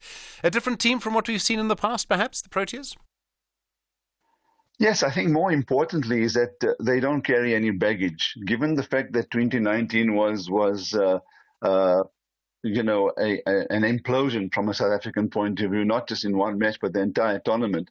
What's more important is that how they faced Australia before and the whole tag that continues to follow them around. I think they've buried that, and I'm pretty certain that there's a very objective and there's a very pragmatic approach to the way this team has been playing.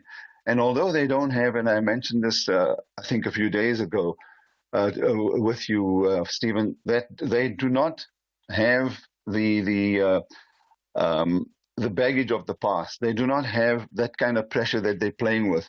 And hopefully with the form that they've got on hand right now, that they'll actually come through, because the South African team is well balanced. I have mentioned the fact that the bowling is one area that concerns me still, especially in the middle and the death overs. And today I think what's going to be very important is the selection, because Marco Janssens, while he's been a star, has certainly been also the most expensive bowler for the South African seamers, having gone for 90 runs in 2 of his matches. But he's still a match winner. And now the gamble that they take is going to be very, very important, because there's also the case of Lungi Ngiri, who's got a bit of an ankle injury. Will he then make it or not? And will Gerald Coetzee make it? So even the permutations regarding the field, the team is going to be so important. And the big question, of course, and I'm sure that you're going to be asking that, is about Themba Bavuma and his condition right now, given his hamstring pull. What I've just read this morning is that there are objective signs of improvement, but he also has said that it's not his call. It's going to be a team call on whether he does make it. I'm quite certain that they'll be pushed to make do one more fitness test with him this morning. I know that Rob Water wanted to name the team the night before, but I think the fact that Themba's the captain, they've delayed it till this morning. And then obviously we're worried about rain as well, which, no one wants us to be washed out, but the pressure of the rain also adds to the pressure. I think it just adds to the complications of the day and what do you do and decision making, and minimum of 20 overs, and then of course there's a reserve day as well tomorrow. But it does say here, as far as the weather forecast is concerned, and I've looked at it, both days are threatened by rain. So and if that does happen, where 20 overs are not bowled, then interestingly the rule that comes into play, Stephen, and that's important for the listeners to know, is that because South Africa finished higher than Australia in the group stages, they will go through to the final. Aslam Kota, thank you very much indeed. Do appreciate it. Cricket commentator Eddie Lay, a former Proteas cricketer. Thank you. 28 after 7. This is SAFM Sport with Zai Khan. Zai, good morning. All right, so rain possible both days, and obviously a lot coming through from the team. Yeah, we've got to back our boys. The Proteas captain, Themba Bavuma, is also taking inspiration from the Springboks and their Rugby World Cup campaign. And this is the Proteas taking on Australia, second semi-final in the cricket's 50-over equivalent in Kolkata this morning. Bavuma sharing his thoughts. Yeah, it would be massive. I've tried not to really allow myself to get into that space. You obviously want to treat it as just another game, but I guess you're forcing me to acknowledge, that occasion. It's obviously something that I'll be looking forward to. It's something that I'll savor in that moment with that opportunity. I know it'll mean a lot for the family and people back home. And obviously it would be nice to be having another press conference with you guys on the 18th of November. But yeah, try not to get too much into that, into all those emotions. Let's see it as just another game.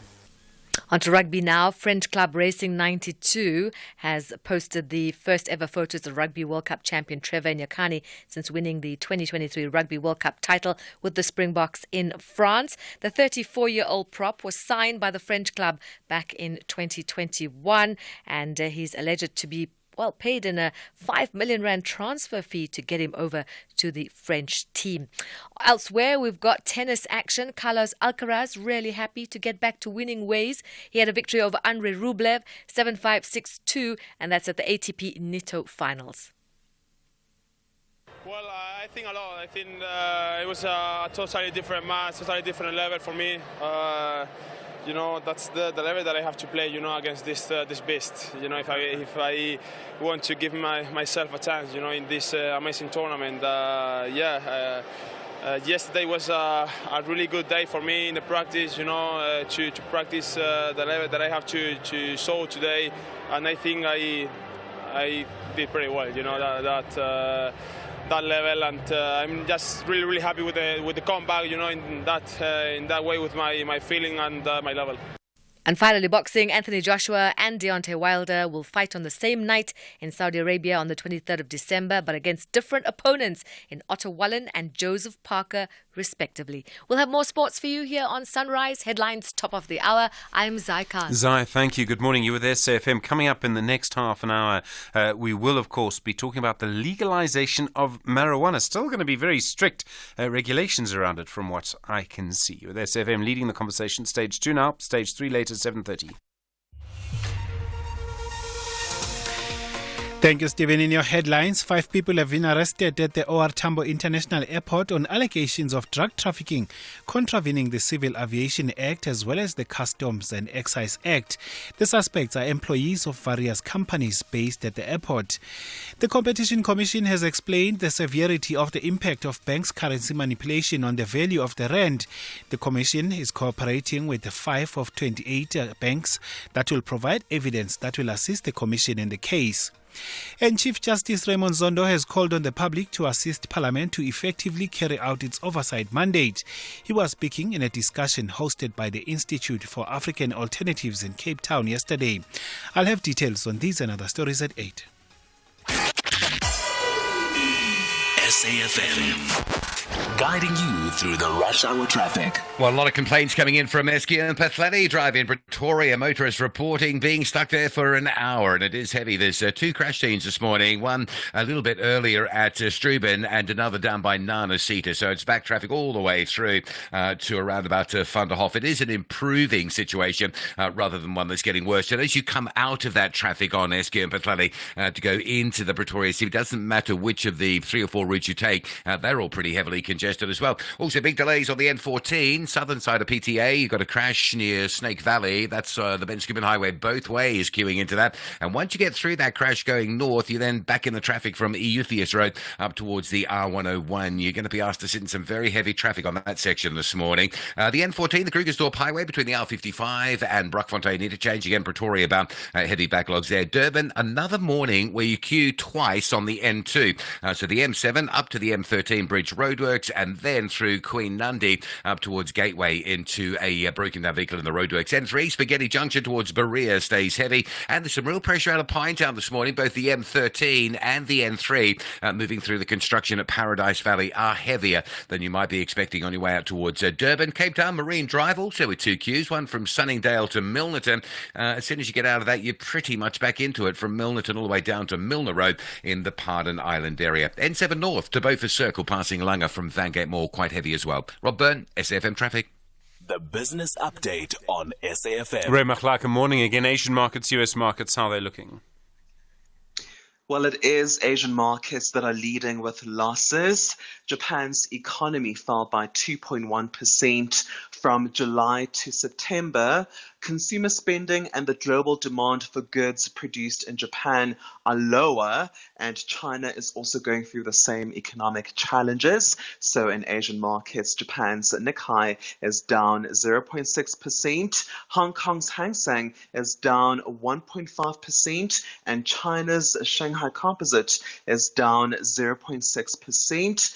The US market finished higher yesterday, and before the US market officially opens later today, Nasdaq, Dow Jones, and S&P futures are each down 0.2% this morning, and our market, the JSE, finished 1.8% higher yesterday, and the shares of banks were the biggest gainers. And then Standard Chartered Bank, they've admitted to foreign exchange manipulation.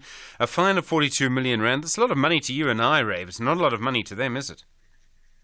It's chump change, actually, for banks. But Standard Chartered Bank has admitted wrongdoing for the role it played in manipulating the rand between 2007 and 2013. The UK-based bank has also agreed to pay a fine of nearly 43 million rand to the Competition Commission. Standard Chartered Bank has become the second bank to admit wrongdoing and pay a fine. Citibank paid a fine of nearly 70 million rand back in 2017. Standard Chartered will now provide evidence against other banks also implicated in manipulating the rand exchange rate. This is part of a settlement with the Competition Commission, and ABSA entered into a similar cooperation agreement with the Competition Commission.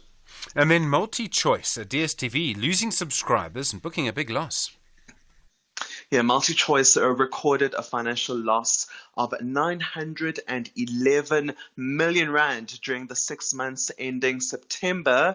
MultiChoice had to contend with the depreciation of African currencies against the US dollar and Eskom Blackhouse in South Africa. Also impacting its financial situation is a 500 million rand cost to upgrade its streaming platform, Showmax. The number of customers who are subscribed to MultiChoice's DStv is also declining.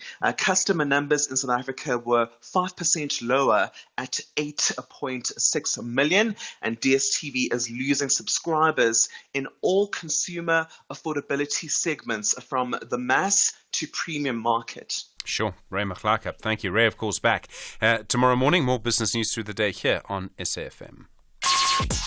Call us on 086 000 2032. Well, that's the number. Lots going on this morning. Our conversations, of course, around the Middle East. Those will continue through the afternoon. Cricket today. Zandile Gumede having a rough time in court yesterday, charged with serious offences. Talking about stock theft as well. That's a big issue this morning because people, of course, talking about the situation with stock theft. And we're talking about how bad it is. Bongani in KwaZulu-Natal talking about that issue as well this morning. Bongani, good morning. Stock theft in KZN. People stealing cows and slaughtering them. Hi. Morning, SC. How are you? Yeah, I'm well. Go for it. I'm good, man. Hey, Mr. Soldiers, we are battling here in KZN. Mm-hmm. I'm calling from Escort in Tawamsope, the place called Tawamsope. We are in rural areas here, about 3,000 communities. Sure. But it's hard to count about 500 or 600 cattle because of the stock theft. This starts from maybe it's around about 3 decades. We had plenty cattle here, but now we've got nothing. Sure. But what is painful is these cattle, they move from one direction to another direction. But the police, they know about it. We do have sometimes, but we even start a group here to fight against stock theft. Yeah.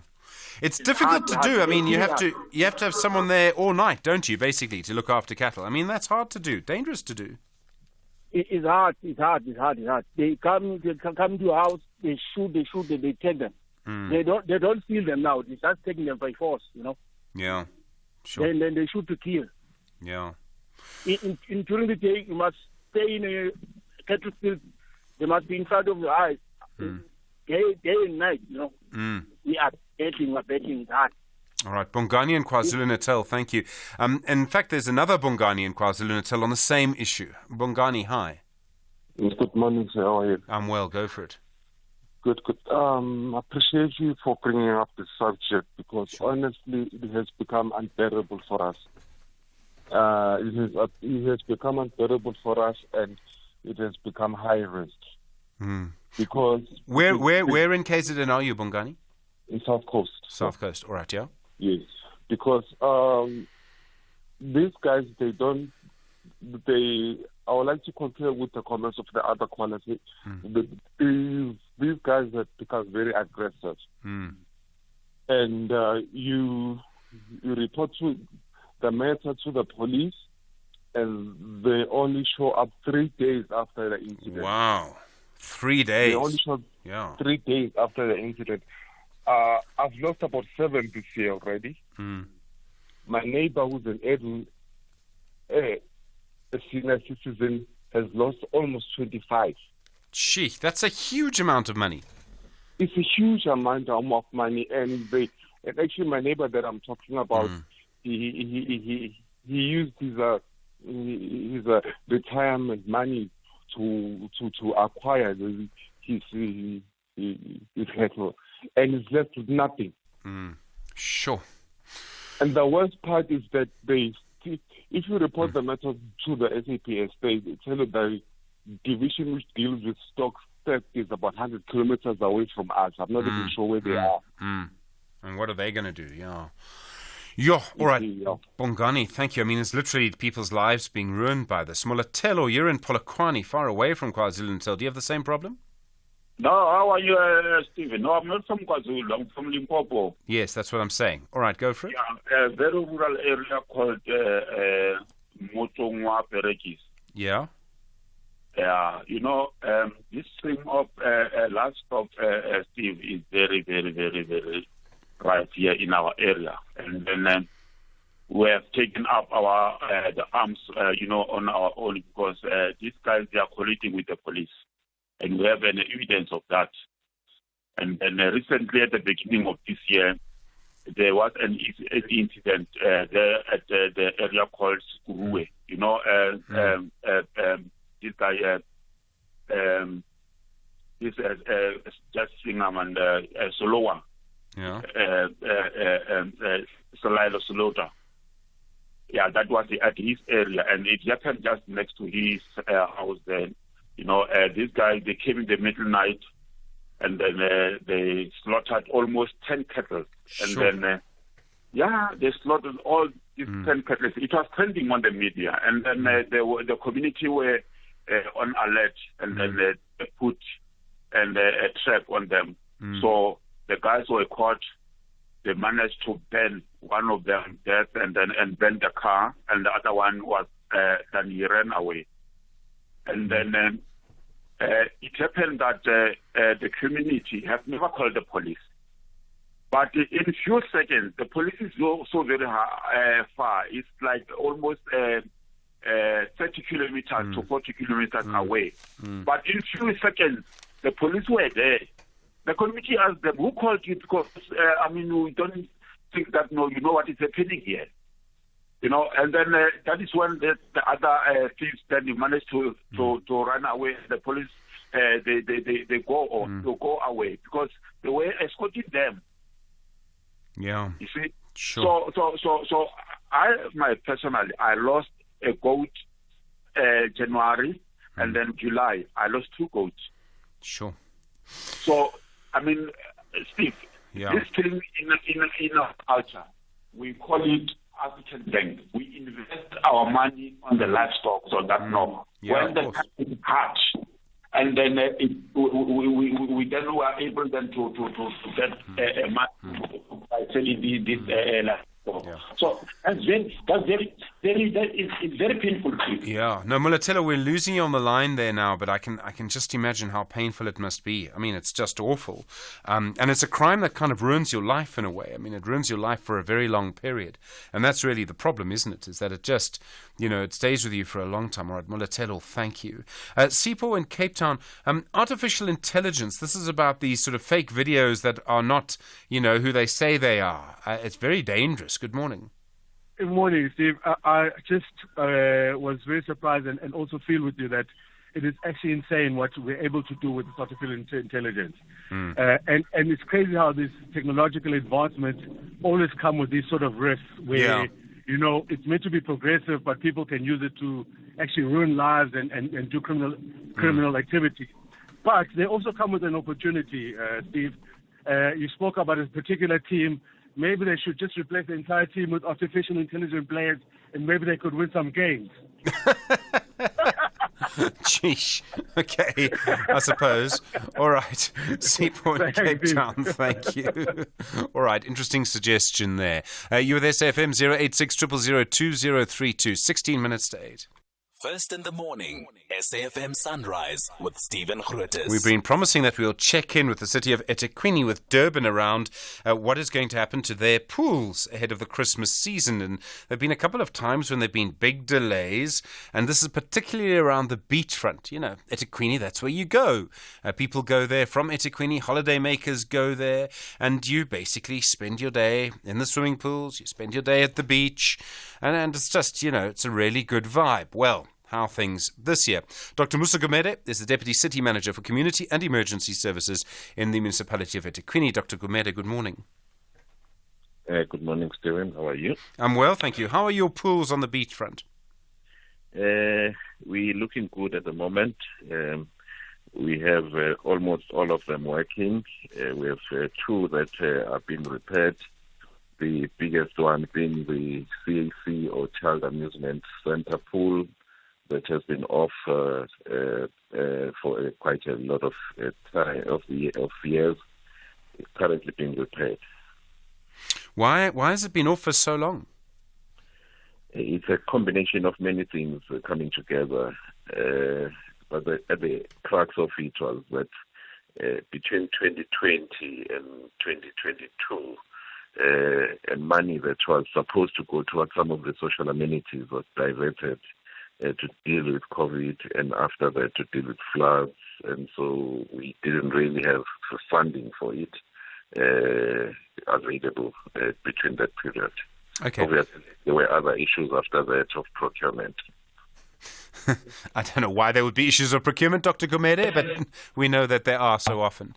So then, if you go down through the beachfront in Durban now, in eThekwini now, are there council pools you can swim in? There are pools that people can swim in, right, as part of the sort of holiday vibe? I mean, it's going to be 28 degrees in Durban today.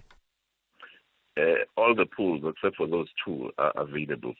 The two that I'm talking about, South Beach, is being painted, but will be available in early December, as soon as they're finished with the painting and the rehabilitation of that part. The second pool, which is the CAC pool, we started work on it 2 weeks ago. It's on track to be opened on the 15th of December. This week, we are waiting for the pumps to come into South Africa that will be installed in the pools. We are installing 3 pumps because of the size of the pool, and also to make sure that there's redundancy in case of one that fails and the other one can continue working. So we're on track to open it for December. And Dr. Gumede, don't worry, I know how difficult it can be to keep a pool blue. My pool sometimes decides to turn patriotic and turn green, so I know how difficult it can be. You also need to make sure that the people using the pool are safe, and you need lifeguards and things like that. Do you have lifeguards? Are you going to be able to make sure everybody's safe there? We don't want any accidents? Yes. In fact, as soon as I finish with you, I'll be joining a meeting called FESMAC, Festive Season Management Committee meeting, which looks at all issues related to safety and pool and water safety. This year, we have ensured that all the cameras, because that's one of the issues we had, are working. So we'll have all 200 plus cameras working along the beachfront, along the city, onto the freeways towards the townships. We are repairing all of them to make sure they all work for festive season. We've had a plan with SAPS and Metro Police to make sure that they cover all shifts and they deploy in all those areas along the beach. We also have opened up for seasonal lifeguards to be employed, and also seasonal general workers like child minders and other types of general workers, so that there's safety for children, for adults along the beach. And we've also increased the hours for toilets. That's one of the problems. Toilets need to be available till late. That increases our overtime, but it has to happen during this period because we have lots of people that are expected to come down.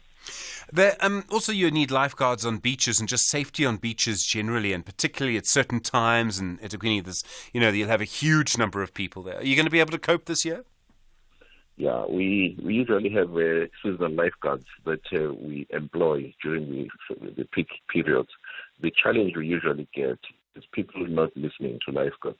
and going to beaches that we know are not suitable for swimming or where there are currents during that period. So we urge our people to please listen to our lifeguards all the time. It will reduce the risk when they're in the water. And also, second problem is people come after a party and they continue drinking at the beach, and they then don't listen to anyone. So we urge people not also to drink and swim. And Dr. Gumede, I mean, I realize that sewage doesn't necessarily come under you, but we don't want any of that stuff being pumped into the beaches. So far, things looking good on that score. We're not going to have problems like we had last year. Yes, we have we test for E. coli along our beach once a week. We've now increased that to twice a week. Second issue we've done is we usually compete with other organizations with the results, and they usually do not trust our results. What we've done is engaged them to ask them to work with us, and we're now testing with the NGOs so that our results can be compared. And we are currently well on track in making sure that we're fine on that score. But also the money we received towards the rehabilitation of the damaged the sewage, sanitation pipes, and the wastewater areas is being used, and the plan is now in progress. Dr. Gumede, thank you. The sort of last series week of the year, around about the 13th of December. Can we check in with you again, please? With pleasure. Thank you. Dr. Musa Gumede, Deputy City Manager for Community and Emergency Services in eThekwini. 9 minutes to 8. SAFM, guiding you through the rush hour traffic. It's been a very busy run into Pretoria this morning. The N14, the Krugersdorp Highway, that's your first queue, queuing from the R55, Pretoria West exit, up to the N1 Brakfontein. And then there's a collision between Jean Avenue and Eupheus Road. That's heavy both ways. And then a police operation further up as you come up the N14 into the R101 junction. So the N14 North, certainly worth avoiding this morning, queuing into that crash and then queuing all the way through into the CBD. That's the Ben Schoeman Highway. Eskim Petheli is starting to ease after two earlier crashes in the CBD area. Collision on the N4 as well, the Emelafeni Highway before the N1. That's backlogging through to Rousseau Street. And of course, the N1 with the roadworks down at the R21 stays heavy from as far back as Linwood Road. Crash on Joburg's N3 North at Buccleuch. Delays coming up from Linbro Park. Collision before Bayers Nordier. Delays out of Soweto towards Randburg. And then there's another collision scene just in the northern parts of Joburg on Main Road before Sloane. So in from Lone Hill, very busy there. Durban this morning, M13, N3 routes, both of those queued through Pinetown towards the roadworks at the Paradise Valley. Now, complicating matters on the M13, there's also a crash at Stapleton Road. So the M13, very heavy from the bottom of Fields Hill all the way through to Paradise Valley. Still with the breakdown on the N2 before Gateway. So there's a heavy queue on top of the roadworks through Spaghetti Junction. Cape Town this morning, no major incidents on the highways. That's the good news. Marine Drive is probably the standout. Queues coming down from Sunningdale through towards Milnerton Racecourse Road. More queues from Milnerton through to Milner Street in the Pardon Island area. And a reminder, if you're driving through Middelburg and Mpumalanga on the N4, there's quite a queue towards Vanderfontein, a truck overturning around the Alzu Petroport. That's in Bombella bound. Rob Byrne, SAFM Traffic. SAFM invites you to our inaugural public lecture, delivered by the former Chief Justice, Mogoeng Mogoeng. The theme of the lecture is Constitutionalism and Upholding the Rule of Law in South Africa. Has corruption and malfeasance eroded the moral fabric of the democratic dispensation? The lecture will take place on the 29th of November 2023 at the SABC M1 Studios in Johannesburg. Secure your seat by emailing us at info@safm.co.za. SAFM, leading the conversation. No matter how much you plan, sometimes life happens. And when life happens, there's Cash Converters Cash Advance Loan. Our 30-day cash advance loan allows you to take care of those unexpected surprises. Simply bring in your items such as jewelry, tech, and more. We'll keep it safe and you'll walk out with some much-needed cash.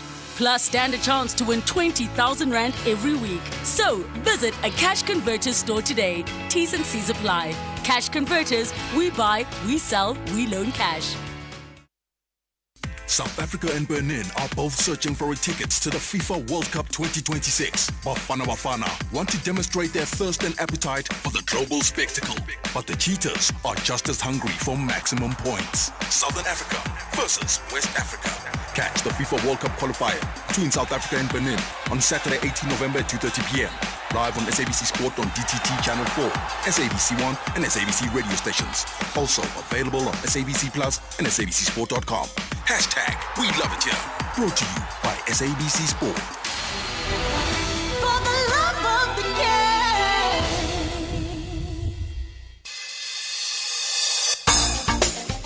game. Big stories of the day. Hashtag SAFM Sunrise. 5 minutes to 8. Good morning. Well, you may remember it was a long time ago now. In 2018, the Constitutional Court said that you could possess cannabis, dagga, for private use. And they even went in so far as how many plants you could have. After that, Parliament was supposed to formally legalize the possession of marijuana and, of course, huge conversations around the sort of commercialization of dagga. Finally, the cannabis bill coming through the National Assembly this week.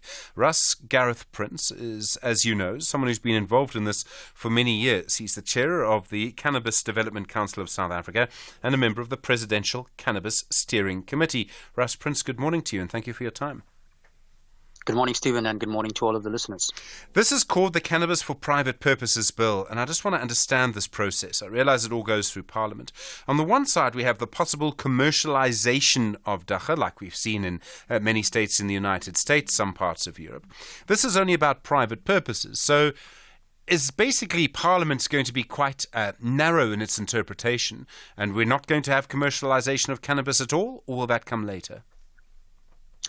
That was one of the initial drawbacks that we pointed out in respect of this bill. The Cannabis for Private Purposes Bill is actually a contradiction in terms, because whereas the Constitutional Court found unconstitutionality on the basis of privacy, Parliament's duty was to ensure that they enact a bill that would comply with all of the constitutional provisions in our Constitution and not just privacy, because ours is an interdependent and interrelated constitution as such. So the fact that it was called the Cannabis for Private Purposes Bill, I mean, that was one of the initial drawbacks of the bill.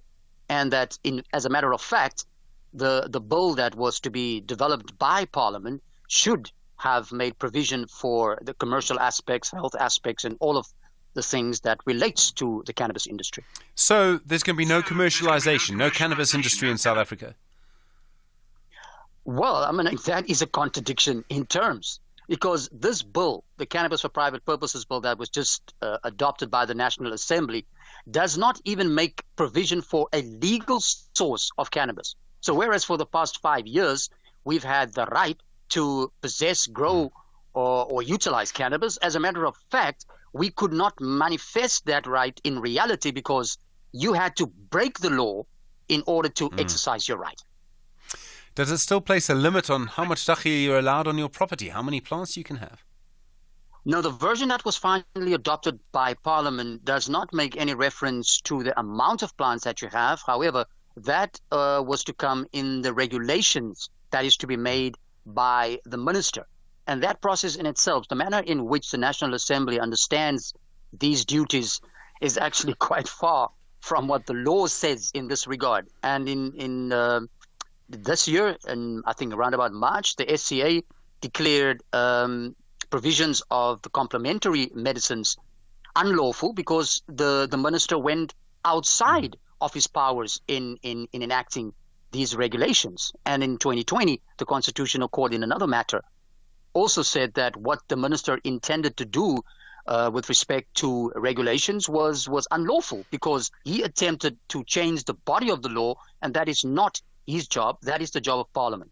So, I mean, the initial draft had, you allowed 4 dagga plants, which is insane.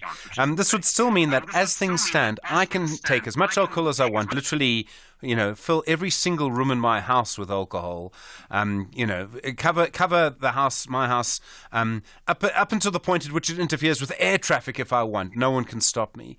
But the minister would be able to say how many dagga plants I could have.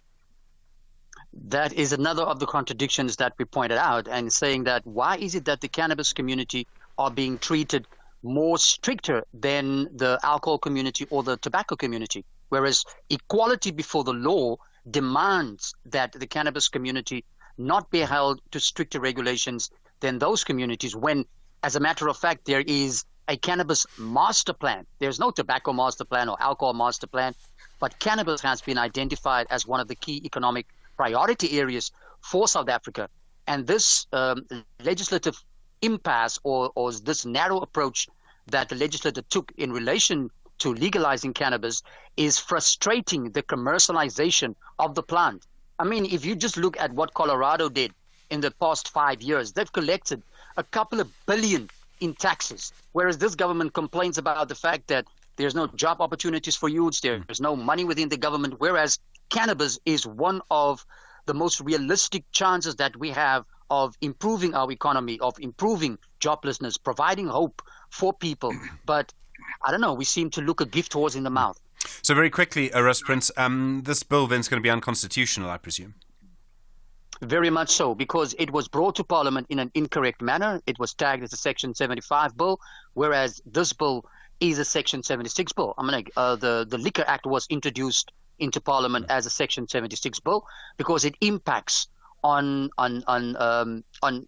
competencies that falls within the exclusive legislative competence of provinces.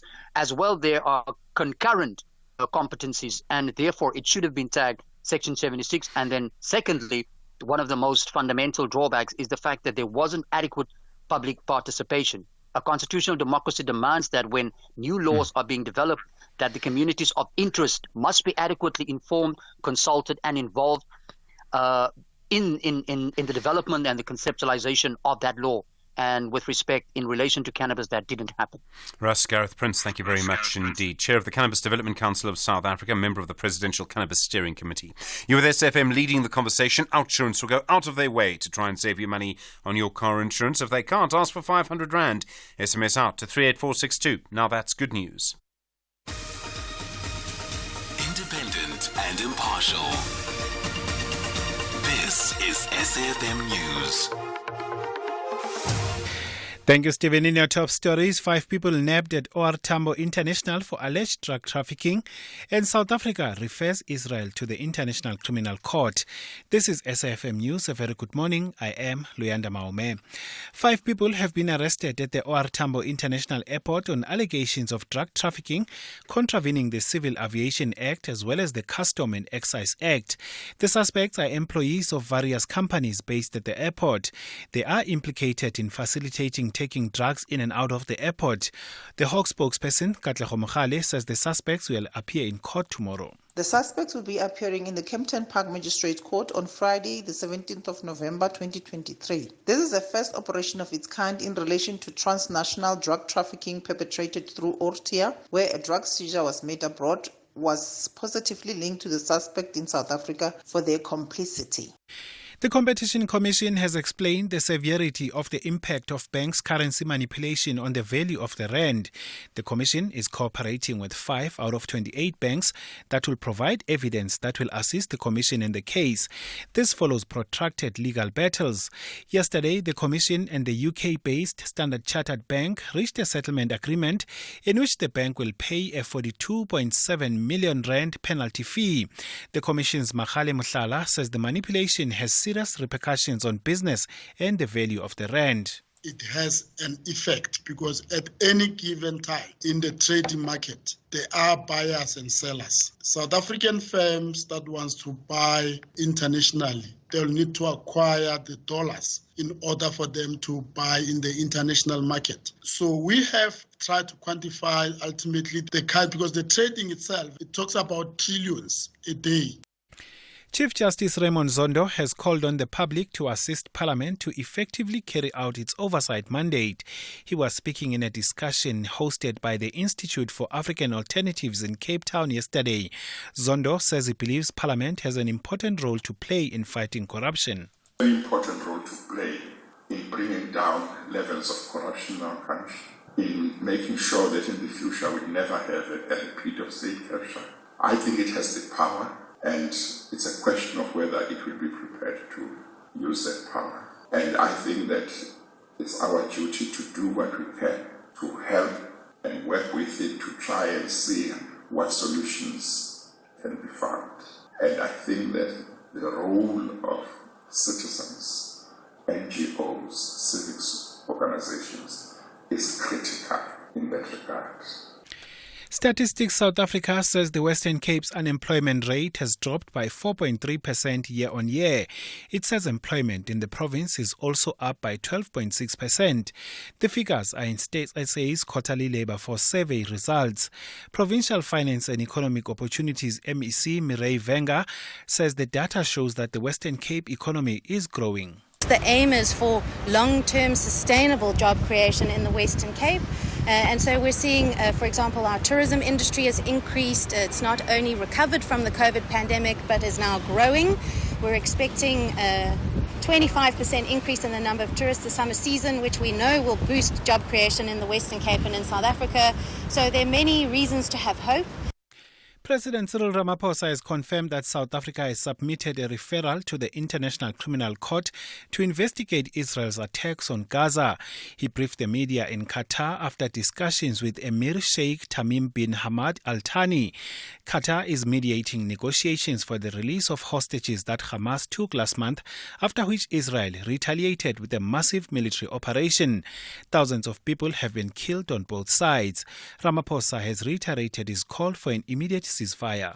The crisis between Israel and Palestine needs to be resolved through a two-state solution where Palestine emerges as a fully fledged state as well as the continued existence of the Israeli state. We both abhorred what is happening right now in Gaza, which has now turned into a concentration camp where genocide is taking place.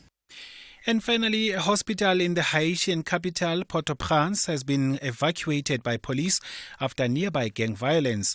More than 100 patients, nearly half of them children, had to be removed from the Fontaine Hospital Centre. The hospital is in the large shanty town of Cité Soleil, where there have been reports of unrest in recent days following the death of a gang leader. Haiti is currently in the grip of unprecedented levels of lawlessness.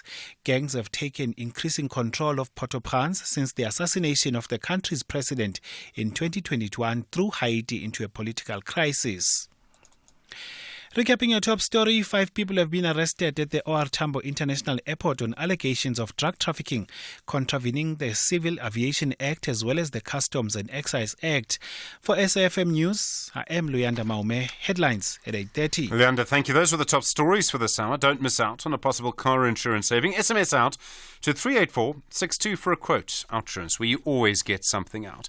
Don't wait for Black Friday to get access to great deals. SMS out to 38462 and ask Outsurance to give you a better deal on your car insurance. Ask them for 500 Rand cash if they can't beat what you're currently paying, or a massive 1,500 Rand if you've been claim free and with the same insurer for 3 years. That's out to 38462. That's a monthly saving on your premium or the cash promise. You've got nothing to lose. SMS now. Outsurance is a licensed insurer and FSP. T's and C's apply. A very good morning to you. In your SFM sports headlines, we look at the Proteas, who are wanting to reach the Cricket World Cup final for the first time. They take on Australia. And in tennis action, Medvedev is wary after winning against his teammate. We'll bring you all these stories and more just before 8:30. SAFM, guiding you through the rush hour traffic. Victoria's N14 going in and out of the central Pretoria area, worth avoiding. There's a crash coming southbound at Snake Valley Road, Trickard Road. It's very heavy from Eupheus Road as you head towards Joburg. And then there's a bit of onlooking at that going north, and then a police operation as you approach the city centre. So from sort of just after Jean Avenue, the N14's on a heavy backlog. You'd want to sort of stay on the N1 and get off at Boerta or get off at the R21 and go into Pretoria that way to avoid the worst of the jam heading north. Durban's N2 under pressure pressure from Booth Road Bridge up through to the M13 roadworks.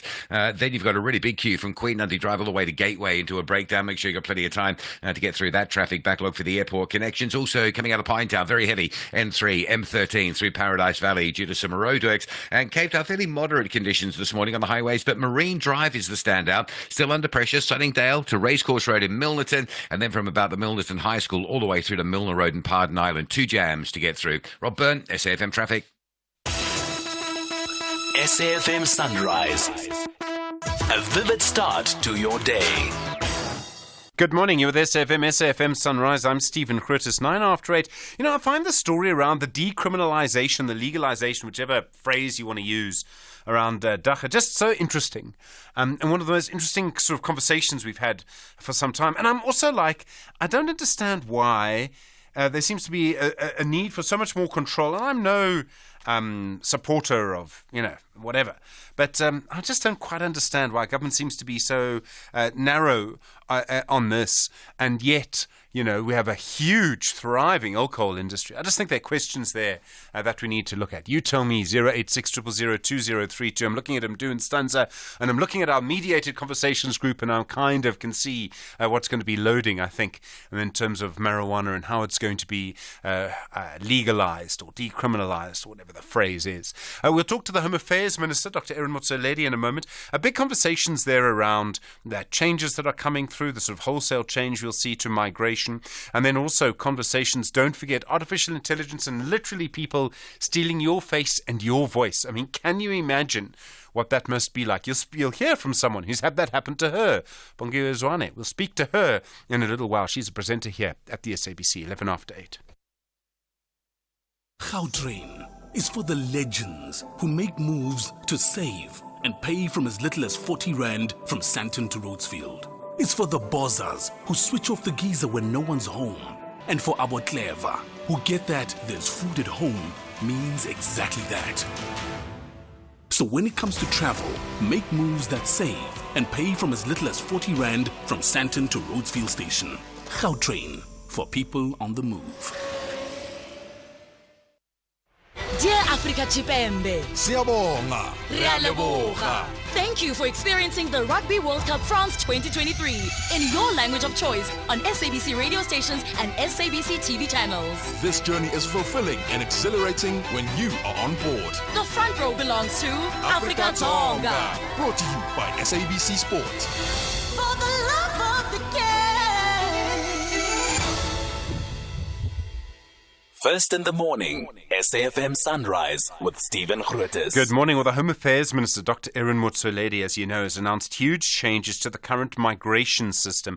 There's a lot going on here. There are lots of different things, and you always have to remember, I think, that the reason a Home Affairs Minister, or the equivalent in any country, is in the news all the time is because that department has to manage people. You have to apply the law, which is one thing, with people. And people, as you know, we do what we want, and so we should. And so it's always going to be a difficult department, and let me just say that straight out. As you know, you've seen some of the headlines. He says South Africa should withdraw from the United Nations Refugee Convention and some other protocols we signed up to after 1994, so set some conditions and go back into them. Many other countries do that as well. Well, let's hear from the Minister himself now. Dr. Erin Motsoaledi is the Minister of Home Affairs. Minister, good morning. Thank you for your time. Good morning, Stephen. Good morning to the listeners, and thank you very much for having me. So the current system, you've got different laws. There's a Citizen Act, which goes back many years, in fact, I think almost to the sort of colonial era. You've got a Migration Act, you've got refugee agreements, you've got asylum acts, and they're all kind of contradict each other, and the entire system has become very difficult. In fact, I don't know if you were misquoted, but I think someone said that it had become almost unworkable. And so when you say there needs to be change, I can't see how anyone who's watching this could disagree with you. Obviously, that needs to happen. So in broad terms, if your bill becomes law, what would change? Stephen, it's not yet a bill. It's a white paper which forms the policy, the basis on which we are going to have legislation. Because one of the things we are correcting, Stephen, is that, as you said, we had the Citizenship Act enacted in 1995. That is 1 year before democracy, but even 1 year before our current constitution was in play. From there, in 1998, we passed the refugee legislation. And then in 2002, we passed the Immigration Act. Now we are saying all of them were passed separately without an overarching policy. And that's where part of our problem lies. And so what we are doing, we are still developing a policy, not a bill. We are developing a policy of white paper and say here is what we want in terms of the policy. Once it's accepted, we then have to start the process of redeveloping the legislation. And we are proposing in the white paper that these 3 pieces of legislation that play in the area of migration, all of them have to be repealed in totality. And we start them from the scratch. That's why I'm saying it's a reset button. And when we do that, correcting mistakes, we also make sure that it is one act. We have learned that many countries regard them as one act rather than 3 different pieces of legislation. Because you can be a refugee today, tomorrow you can be a citizen. You move along the ladder. So for you to be ruled by different legislation causes confusion. The other thing we emphasize is the number of times this legislation had to be amended, like the Immigration Act, Stephen, was passed in 2002. Minister, I'm sorry, we're going to lose people here. I don't think we I understand the history is important, we get that. What I'm trying to get to is, what is the vision? And I'm sorry to interrupt you, sir, but I think this is important. What is the vision? No, the vision is that after passing this white paper, if South Africans agree, on the basis of this paper, which is which will be the policy, we then enact a new legislation that encompasses citizenship, refugee, and migration. Okay. So there would still be a way to deal with people who arrive at the border and they claim asylum. And in fact, that would be slightly tougher. They would be asked questions, did you claim asylum in other countries that you went through? And in fact, if I understand it, there would actually be a hearing or a process at the border, right? They wouldn't, as they do now, come into the country and then apply for asylum. They would do that literally as they came in. Is that right? That's what we are proposing in the white paper, because many countries do so, because then your fate is decided immediately. Whereas in the present situation, you come in, you go to one of the 5 refugee reception centers, you start the process. That process may take years. Actually, I've got individuals who took years in that process, and we don't think that is a correct way of doing things. There's been a lot of headlines about your suggestion that we should leave the United Nations Refugees Convention and some of the other protocols. We don't need to go through all of them. My understanding is you want to leave them, set some conditions, and go back in. So in other words, we would be like other countries that has conditions. Is that right? We would leave them, set the conditions, and come back in. And you could do that. You could do that almost overnight if you had the legislative process correct. It's not really an overnight process, unfortunately. And there are only 3 conventions. It's not that there are many. And the main one is the United Nations Convention of 1951. Stephen, it has got 46 articles, and Article 42 specifically.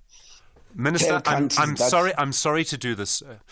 We have very limited time, and we can't go through all the technicalities. What I'm trying to get to is, you want to go out of the convention, set some conditions, and back in. Is that broadly correct? No, but Stephen, you need to understand the background. If I just say yes or no, I believe it will be meaningless. But anyway, let me cut it short. Yes, many countries used Article 42 to pose some reservations and exceptions, which South Africa never did in 1996 when we entered the convention. All we are saying is, let's opt out, think very carefully, because some of the reservations are very important to the running of countries. And then, like other countries, it's then that we say we enter. The convention, the exemptions are about socio-economic. Stephen, it's difficult to promise the whole world that you're going to do something for them when you don't even have the resources to do so. That's where the reservations come in. You can't say, come to South Africa, everybody who doesn't have a house, you'll get a house. And when we can't even provide South Africans with houses, not all of them, and we have got to borrow money to do so. You can't go on borrowing money to help your neighbor if you yourself have to borrow that money. Sure. No, I mean, I'm not arguing with you with that. I'm just trying to understand how this works. Minister, I mean, as I said at the beginning, I completely agree with you. We need to change. And it seems to me, from what you've said, from everything else that I've read, it makes complete sense to put all of this together. So I think everyone needs to read the white paper and comment on it and look at it. The one thing that does concern me, and I'm sure it concerns you, I'm hoping we will agree, is that we can change the law as we should, but it won't change what's happening on our borders where people just come in. So it may change people who get caught, it may change people who go through a border post and apply for asylum. But until we tighten up our borders, we're still going to have a huge problem, aren't we? Oh, absolutely. That's why we establish the Border Management Authority. Remember, we never had any real authority which was managing our borders. And we considered to that long ago. That's why we are now, we've established a Border Management Authority. We are trying to build this capacity. And in the white paper, we are saying the act that founded the Border Management Authority has to be reworked to align with immigration policy because they don't necessarily align. I told you our acts were always passed as separate entities, not talking to each other, whereas they are dealing in the same field. How long is all of this going to take is the other question, because I know passing laws, dealing with conventions, and I realize there could be challenges and all the rest. But I mean, from going from a white paper, it probably won't happen, I suppose, before the election, will it? Well, the white paper will definitely happen because all that is left is that we have issued it. We are waiting for public comments. The closing date is the 19th of January. From there, we take whatever inputs are from the public, we incorporate them, and then we send back to cabinet. If the cabinet approves it, then it is the white paper. And then the job of developing a bill will start. That is what is going to take a bit longer. That is what might actually happen after the elections, because the white paper itself has to be passed before the elections. Minister, thank you. I know there'll be lots more conversation around all of this, and some of it is very technical, and I appreciate the time, and I'm sorry I had to interrupt you. The Minister of Home Affairs, Dr. Erin Motsoaledi, 21 minutes after 8. Tune in for a conversation on diabetes on Afternoon Express. We're joined by physician and endocrinologist Dr. Jocelyn Hennig to unpack the common symptoms and risk factors of this disease. Plus, we look at how to manage diabetes through lifestyle choices with dietitian Kath McGaw. That's Afternoon Express this Tuesday at 6 p.m. only on S3. Repeat Sundays at 8:30 a.m.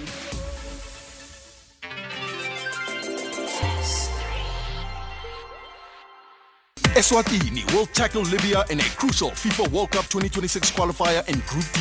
Southern Africa battles it out with North Africa. Who will celebrate the final whistle? Sangsim Negati or the Mediterranean Knights? Catch the FIFA World Cup qualifier between Eswatini and Libya on Friday 17 November at 2:30 p.m. Live on SABC Sport DTT Channel 4, SABC 1, also available on SABC Plus and SABCSport.com. Hashtag We Love It Here. Brought to you by SABC Sport. For the love of the game. Agenda-setting conversations of the day. Good morning, you're with SFM. Well, there's been a discovery of a type of bacteria that's been living in a plant which grows in our country, and the plant has actually often been used for medicinal purposes. The plant is called Dicoma anomala, and the actual bacteria is called Bacillus disomai. I'm sure I'm mispronouncing that. Well, someone who'll be better than me at this is Professor Mahloro Serepe Dlamini, the head of Department of Biotechnology and Food Technology, an associate professor in bacterial genomics and biotechnology at the University of Johannesburg. Professor Serepe Dlamini, good morning to you, and thank you so much for your time. Good morning, and good morning to the listeners. So what have you actually found? You found a new bacteria in this plant. What do we know about the bacteria? So the name of the bacterial species, we got to name it Bacillus dicomi, and what it is a bacterial endophyte, which is basically bacterial species that live and thrive within plant species. So what we did when we started the work in 2017 was just to see if there are any bacterial endophytes that are able to survive within the plant, not only that, but also able to produce the same compounds that the plant does produce. And what we blended on was this novel bacterial species, which makes our group the first one to discover it. And what does the bacteria actually do? I mean, obviously it reproduces. Does it do anything to human beings if you eat the plant? So we have what are called good bacterial species as well as bad bacterial species. So this one makes it a good bacterial species, and within the plant, it assists the plant in terms of growth. Why or how does it do that? It's through production of compounds or metabolites which the plant needs for growth. So this is similar to some of the bacterial species which are associated with human beings. So this is just to indicate or highlight similarity with regards to human beings. Okay. And I mean, there's some reporting that this could actually be quite a useful find, that there might be medicinal roles here. This plant, I know, is used by people and has been used by people for many years for certain things. How important could it be? It is quite important. First, for us in terms of research, that means we have contributed to the knowledge of microbiology. And two, in terms of teaching and learning, that means that we are highlighting the relevance and the importance of South African research, specifically within the field of microbiology. And that should make sense to most of our students. Why? Because we get to teach them about a bacterial species that we have discovered and isolated within the country. It's obviously quite difficult to discover a bacteria, isn't it? I mean, this isn't, or bacterium. I don't even know if I've got that right. I mean, this is not an easy thing to do. It's bacterium for one and bacteria for many. It's not that difficult. Why? Because they are everywhere. Some are associated with plants, as is indicated with the current one. Some are associated with us human beings, some with plants, some with animals, and some are roaming around in the air as we speak. So there is quite a number of places where these bacterial species can be isolated from. Professor, thank you so much. Professor Mahloro Serepa Dlamini is the head of Department of Biotechnology and Food Technology and an associate professor in bacterial genomics and biotechnology at the University of Johannesburg. 26 minutes after 8. This is SAFM Sport with Zai Khan. Zai, good morning. All right, I suppose we start with a weather forecast. Still dry in Kolkata. Yes, at the moment, but there is rain predicted as history beckoning the Proteas. They aim to reach their first Cricket World Cup final. They faced the third-place team, Australia. Now, the Proteas, they ended the group stages in second place. South Africa beat the Aussies by a 134-run margin in the group phase of the competition and have won the last 4 50-over matches between the two sides. But Proteas captain Temba Bavuma is not taking anything for granted.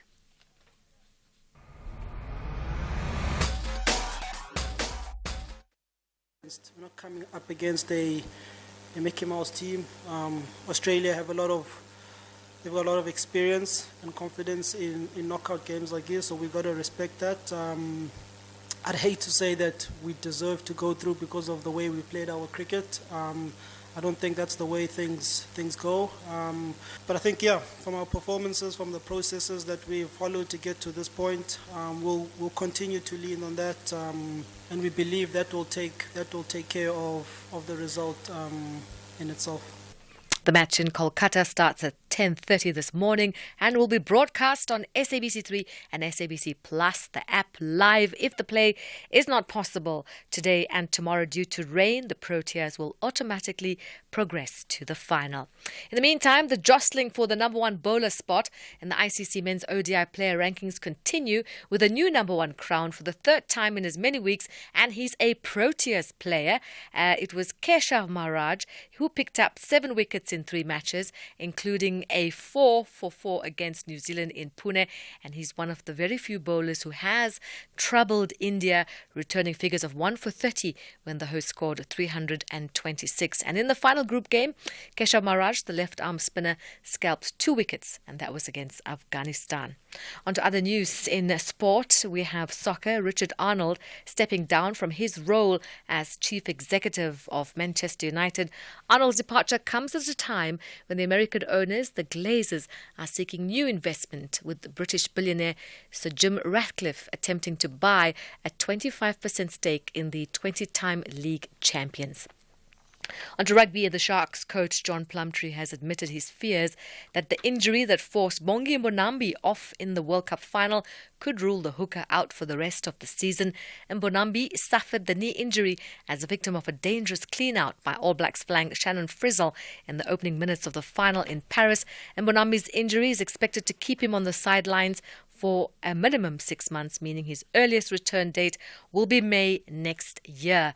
And staying with rugby, there's also news with regards to the break-in that took place at the SARU offices. This time there has been reports that the 2 men who did break in were caught on CCTV camera, and they are asking for information with regards to the burglary that made off with a number of items that were stolen. And the Rugby World Cup trophy, which the Springboks won. So they stole laptops and whiskey. They didn't steal any cannabis, as far as I know. No, unfortunately. Yes, fortunately for them, there was none of the green stuff there. Just most of the memorabilia, and hopefully it will be recovered soon. More sport we'll have for you here on SAFM around 12:30. I'm Sai Khan. Zai, thank you. Artificial intelligence and what it's doing to our faces and our voices. That's next to you with SAFM, leading the conversation 8:30. Thank you, Stephen. In your headlines, former President Kgalema Motlanthe says members of political parties that are represented in Parliament need to understand the importance of the country's constitution. He was speaking in a discussion hosted by the Institute for African Alternatives in Cape Town yesterday. 5 people have been arrested at the OR Tambo International Airport on allegations of drug trafficking, contravening the Civil Aviation Act as well as the Customs and Excise Act. The suspects are employees of various companies based at the airport. And the Competition Commission has explained the severity of the impact of banks' currency manipulation on the value of the rand. The Commission is cooperating with 5 out of 28 banks that will provide evidence that will assist the Commission in the case. I'll have details on these and other stories at 9. SAFM, guiding you through the rush hour traffic. Just an update on that N14 coming in and out of Pretoria. Southbound, it has started to ease. There was a crash down by Snake Valley Trickard Road on your way through to Centurion. That's all sort of sorting itself out. But there is a police operation at the top of the N14, just by the R101 junction. And that is a very heavy queue of traffic, very heavy, all the way back towards sort of Centurion and back towards that Trickard Road area. Stationary truck on Joburg's N1 North, just up by the William Mandela Drive exit. So from Randburg, very slow up to Four Ways. And the Mike 1 stays heavy this morning at the south from Boyson through towards the Parktown area. Durban, the breakdown on the N2 North at Gateway, that is pretty much out of the way. The big backlogs got through there. The N3, you'll be surprised by the traffic this morning through Pinetown, driving into some roadworks at the M13 Paradise Valley. That queue is heavy all the way back to the M7. Truck crash near the Alzu Petroport between Middelburg and Vanderfontein. The N4 East, heavy queues towards that scene. That truck right across that section of the N4 East. And Cape Town Marine Drive also starting to ease up this morning after a busy one earlier. The N1, a lot of traffic there between Plattekloof Hill and the CBD. And the N2 stays under pressure, moving from sort of Jakes Curvell Drive territory through to Mowbray Main Road. Rob Byrne, SAFM Traffic. Ford is turning 100, and there's never been a better time to buy a brand new Ford. We're giving away 100 vouchers worth an amazing 50,000 Rand each, and the sensational grand prize of us paying for one lucky winner's Ford. It's the celebration of the century. Visit a Ford dealer, buy a new Ford, and win. T&Cs apply. 28 years ago, 2 great outfits of global rugby met in the Rugby World Cup final. The Springboks and the All Blacks. The Boks had a good day in the office in 1995 and lifted the Webb Ellis Cup on home soil. Amabokoboko have silenced the All Blacks once again. At the Rugby World Cup Final France 2023 in search of their fourth title. La la, Zanzi Africa. Back-to-back victors and four-time champions of the Rugby World Cup. An extra seat has been booked for a flight back to Africa Tonga for the Webb Ellis Cup to travel with the world's best rugby national team. Amabokoboko. Congratulations to the Springboks. Brought to you by SABC Sport. For the love of the game.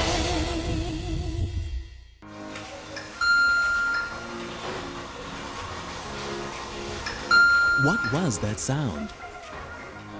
Was it a life support machine in an ICU ward? Was it a car reversing for the driver to take another look at a woman he saw at the bar last night? Or was it the birth of a new robot machine about to change the world? This time, you decide. It's your story. The award-winning SAFM playwriting competition is back.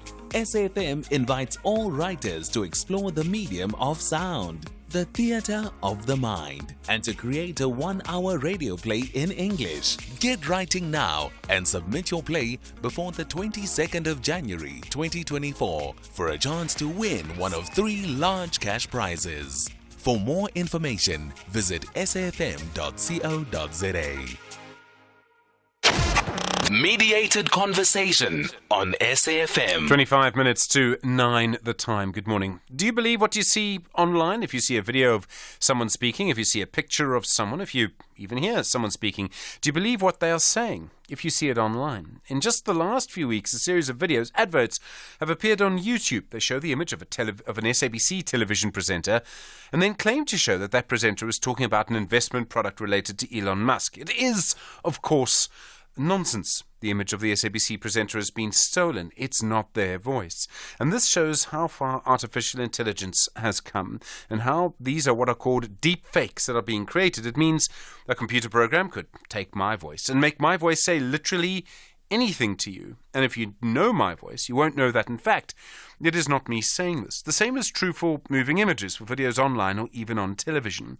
So then how has this happened, and how can you protect yourself from this kind of scam? You can imagine also the huge trauma it creates for someone who this happens to, like my colleagues on the SABC News channel that this has happened to. Well, in a few moments, we should speak to one of my colleagues. Bongiwe Zwane is a presenter on SABC television. Also this morning, Lavina Ramkissoon is an advisor to the African Union in the development of emerging tech policies across the continent on issues like digital identities, data, the metaverse, and artificial intelligence. And Andy Mashayile is an ambassador for Interpol's global campaign on turning back crime, and of course talking specifically about issues around things like identity theft and around what happens, for example, when people run online scams. Well, let's start then with Lavina Ramkissoon, the ambassador to the African Union. Lavina, good morning, and thank you for your time this morning. Hi, good morning. Thanks for having me. Sure. When we see, for example, fake videos, and these are videos, they look incredibly lifelike of my presenter colleagues, what can they do in a situation like that? I mean, is there anything they can actually do to protect their image and to protect their voice? Can any of us protect our image and voice? I think that's such a pertinent question. Yes, but it's going to be a bit of a long haul. So there's obviously call to action that needs to happen, which is bringing together both regulations as well as innovations that's actually happening to be on the same page. So, for example, there's elementary things that we could do to perhaps protect ourselves initially. Things like making sure your online trace is as minimal as possible. Make sure if you're sharing information or logging on with, for example, a Google account, that you always log off. Don't keep yourself always connected to the internet. There's a few initial things that we could do, but there's a much larger urgency because of the emotional impact of things like deepfakes that we need to consider. What I don't quite get is how it happens. Now, I realize that computers have got to the point where they can take my face and my image and do things with it. That I understand. But this seems to be a completely unregulated space. I mean, someone could do that to me and I wouldn't even know where to start. Absolutely. And, to your point, we've actually had the head of the AU be privy to, a deep fake himself.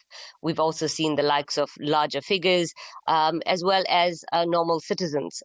So, yes, to your point, you never know when it actually happened, and hence the actual need and the call for, audit or visual into AIs that are being created. So what do we mean?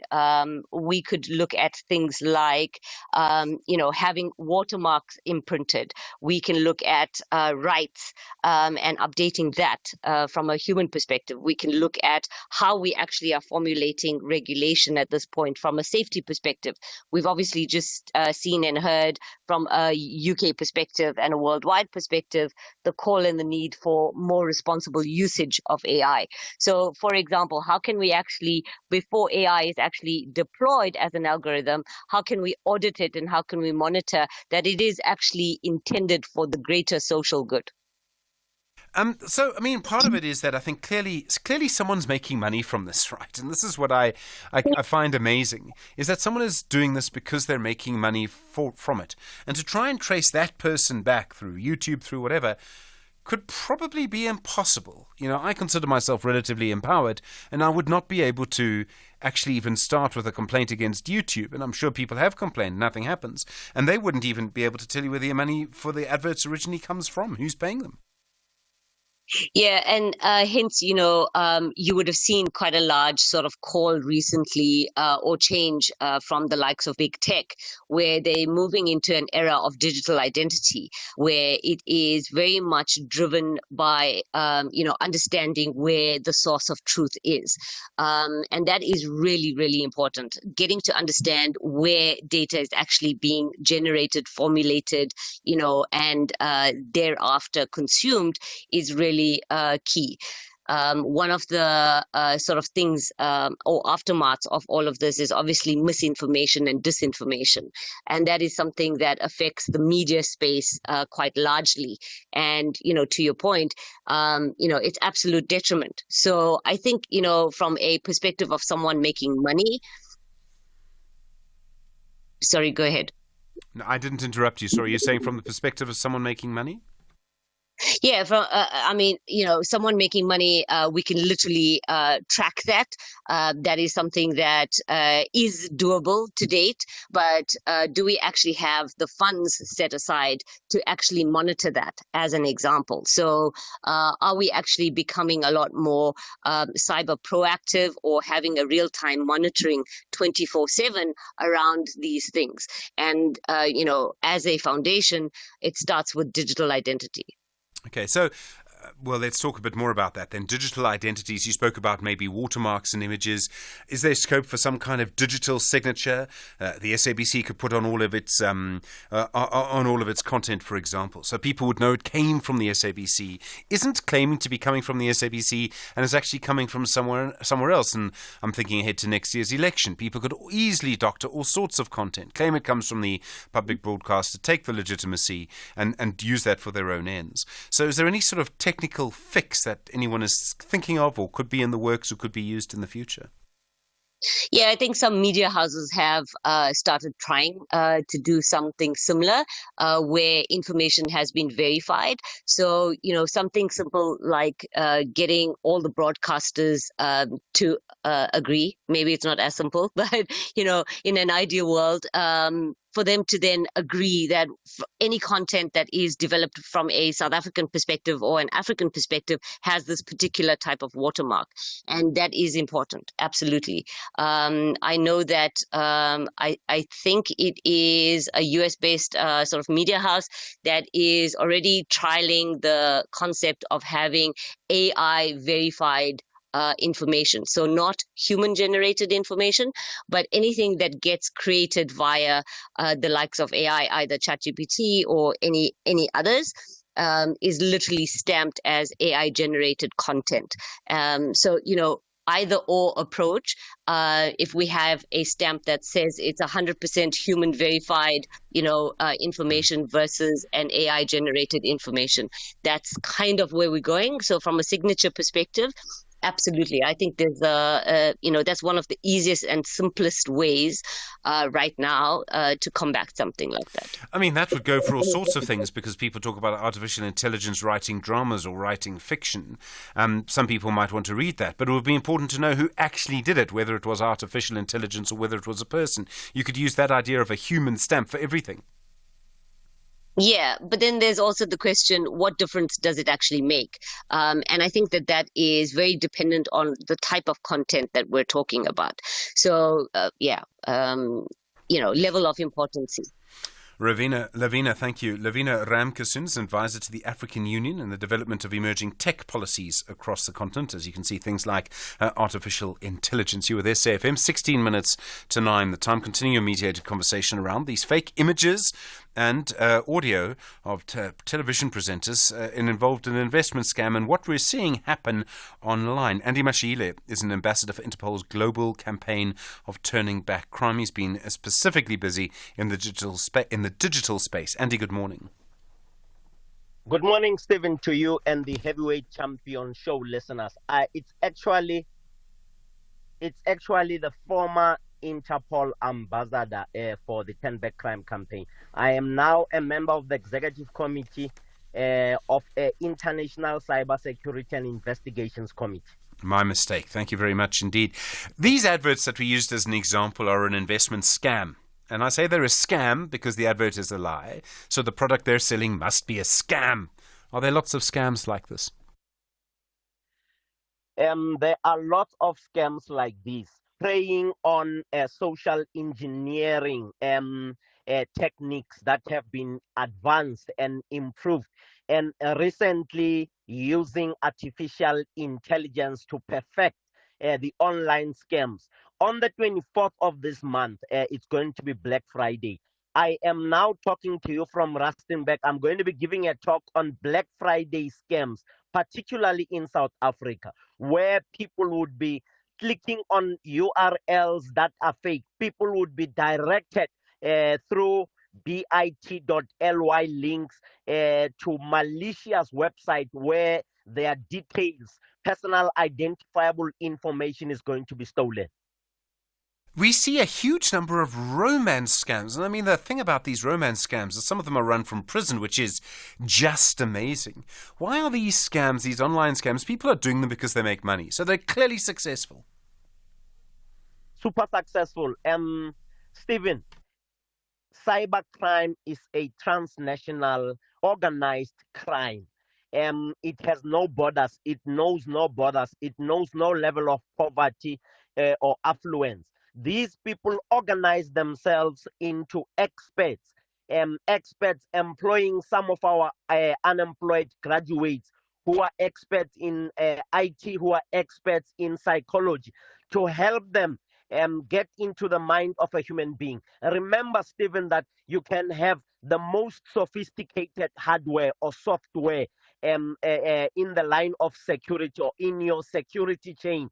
The weakest element in that security chain is the human element. The human element that clicks, the human element that brings a USB and clicks and inserts it onto the system of the company and therefore loading or offloading your ransomware, your malware, generally speaking. So these people actually make a lot of money by having contacts in the banks, in the police, in various companies, and many other areas where they have sizable influences or where there is a big number of people who would not be in possession of this subject that we're talking about. Stephen, 72% of the people of this country have penetrated the internet.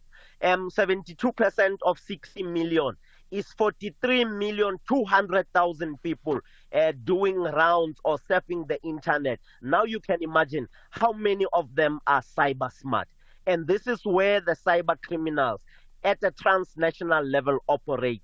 The romance scams that led to the arrest of the 8 Nigerians down in Cape Town 2 or 3 years back has actually grown. Because you arrest a few players, they are just runners. They would organize that money and give it to the people at the higher echelons of the cybercrime structures. Do people who fall prey to this, when they realize it's a scam, give me the money, my love, you give them money, you realize there's no love, do people actually report it? I mean, are people embarrassed so they don't report it? Stephen, out of the 100% of the victims of cybercrime, we have seen a 37% increase of reported cases. Largely, they don't get reported, and let's tell you why. It's because the scammers or the hackers know and use that social engineering technique called embarrassment. People don't want to be embarrassed.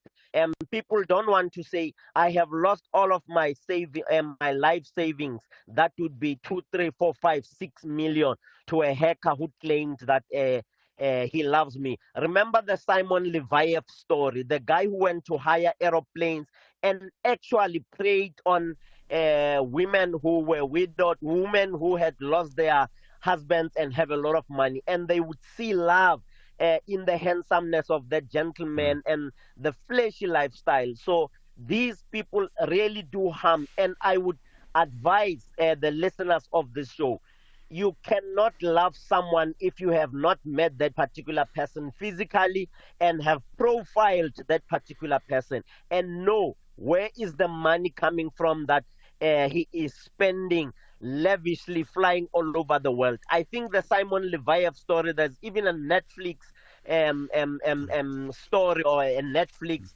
documentary speaking about Simon Leviyev. So it is very important that those who are consuming the services of the digital space, the internet, spend some time looking at the URLs.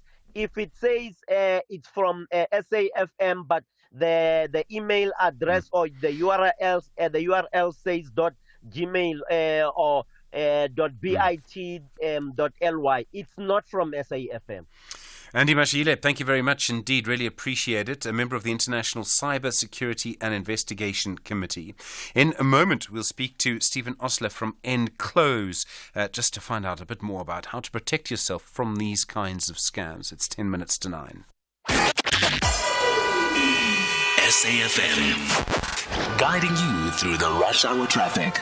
Update on the N14, the Ben Schoeman Highway. Only one incident left. It's a police operation heading into Pretoria up by the R101. The traffic is really severely backed up right down to Snake Valley and Trickard Road this morning. That's a big pressure point going into central Pretoria to start a day at work.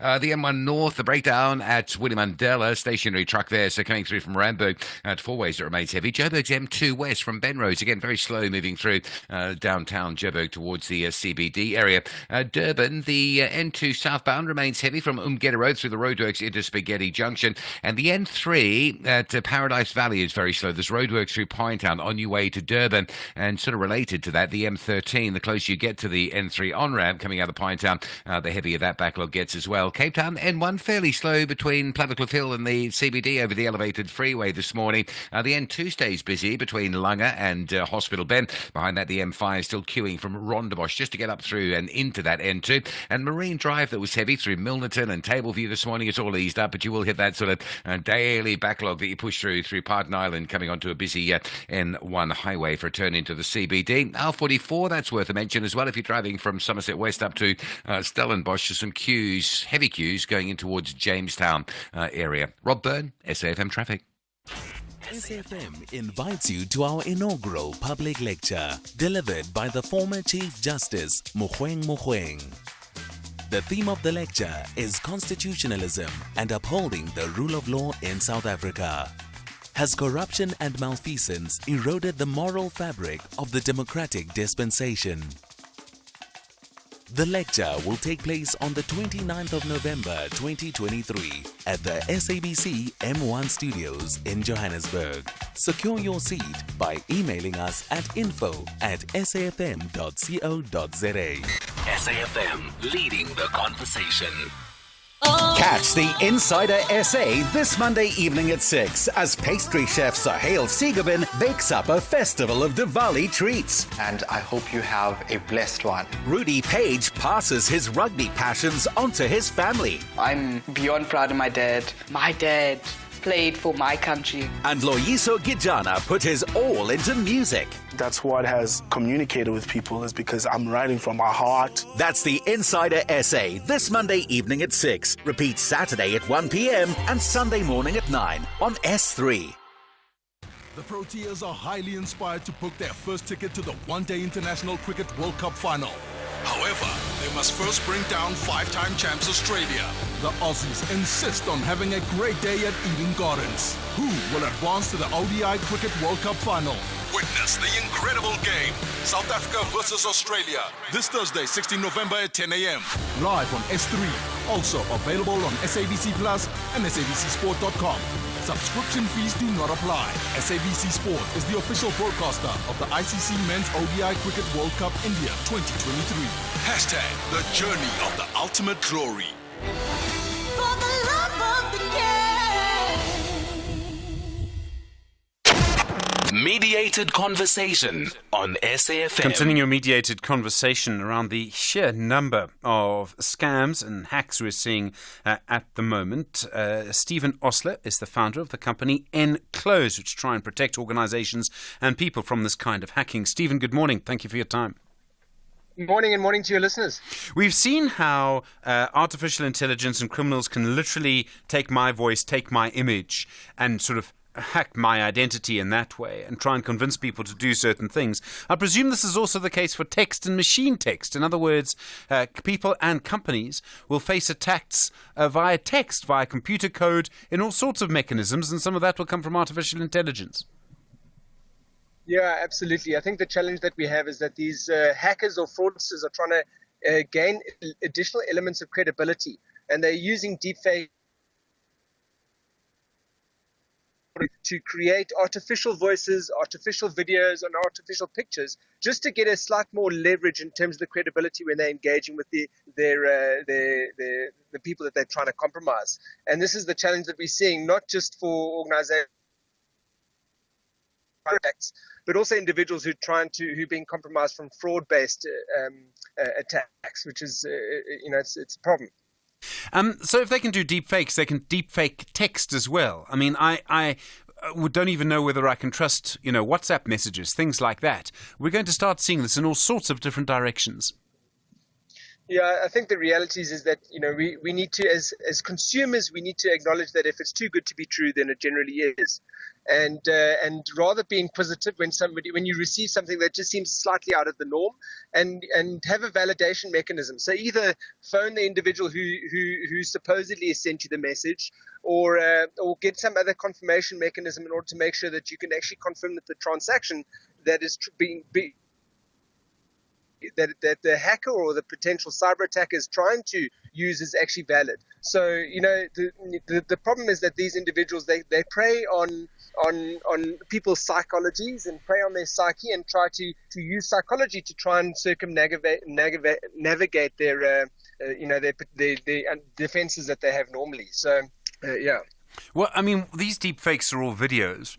I would presume, and so are the fake voices, but I presume it would be quite difficult to do it live. What I'm trying to get to is, if I were to actually call the person or video call the person, then I would know that I can trust them, right? I mean, we haven't got to the point, please tell me, we haven't got to the point where artificial intelligence is able to sort of deep fake something live, if you see what I mean, the way they respond to my questions, my joke, whatever it is. Yes, absolutely. That I don't think we're there yet.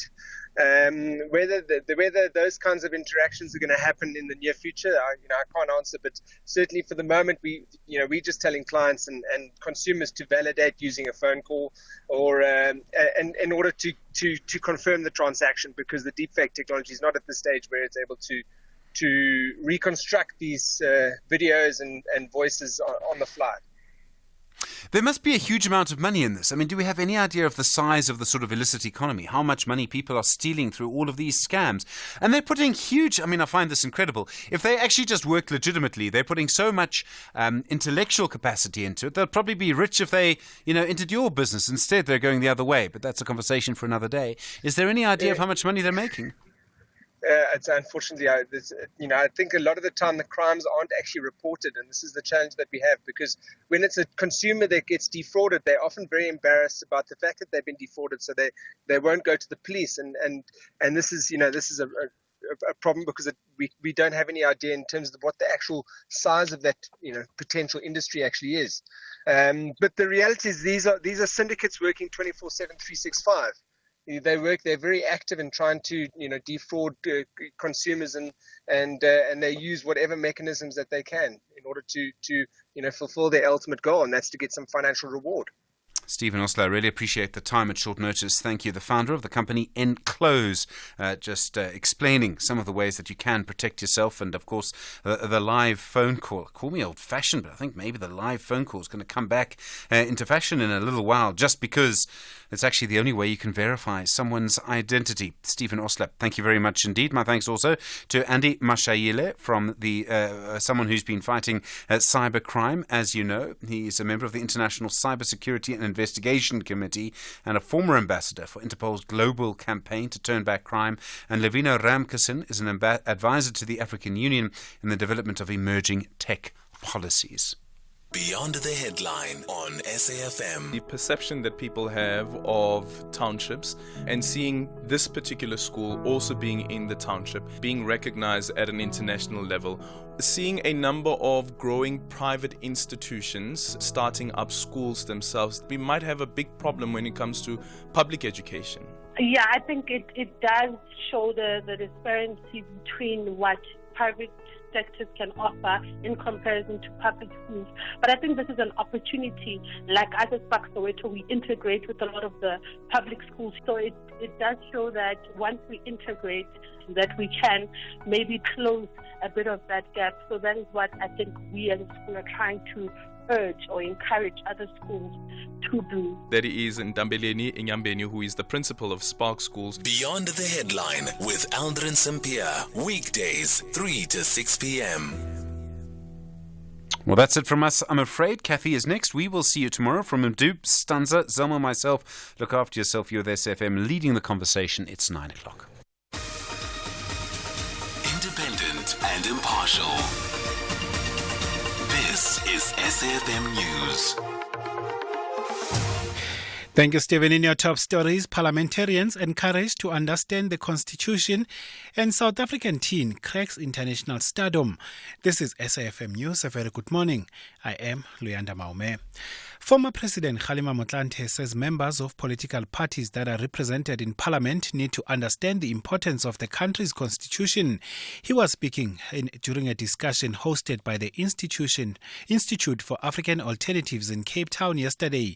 Motlanthe, who is also the Institute's board chairperson, says members of political parties are stuck between respecting the constitution of their party and that of the country. An MP, for instance, is a party member, declares that he or she or it will abide by the aims and objectives of the party as set out in the party's constitution. So, ladies and gentlemen, certain gaps are exposed and possible frictions for party members of parliament arise because some party constitutions are silent and not expressly aligned to the Constitution of the Republic in a manner which makes it clear that the oath pledging allegiance to the Constitution of the Republic trumps the Constitution of the party. 5 people have been arrested at the OR Tambo International Airport on allegations of drug trafficking, contravening the Civil Aviation Act as well as the Custom and Excise Act. The suspects are employees of various companies based at the airport. They are implicated in facilitating taking drugs in and out of the airport. Hawk spokesperson Katlego Mogale says the suspects will appear in court tomorrow. The suspects will be appearing in the Kempton Park Magistrate Court on Friday, the 17th of November 2023. This is the first operation of its kind in relation to transnational drug trafficking perpetrated through Ortia, where a drug seizure was made abroad was positively linked to the suspect in South Africa for their complicity. The Competition Commission has explained the severity of the impact of banks' currency manipulation on the value of the rand. The Commission is cooperating with 5 out of 28 banks that will provide evidence that will assist the Commission in the case. This follows protracted legal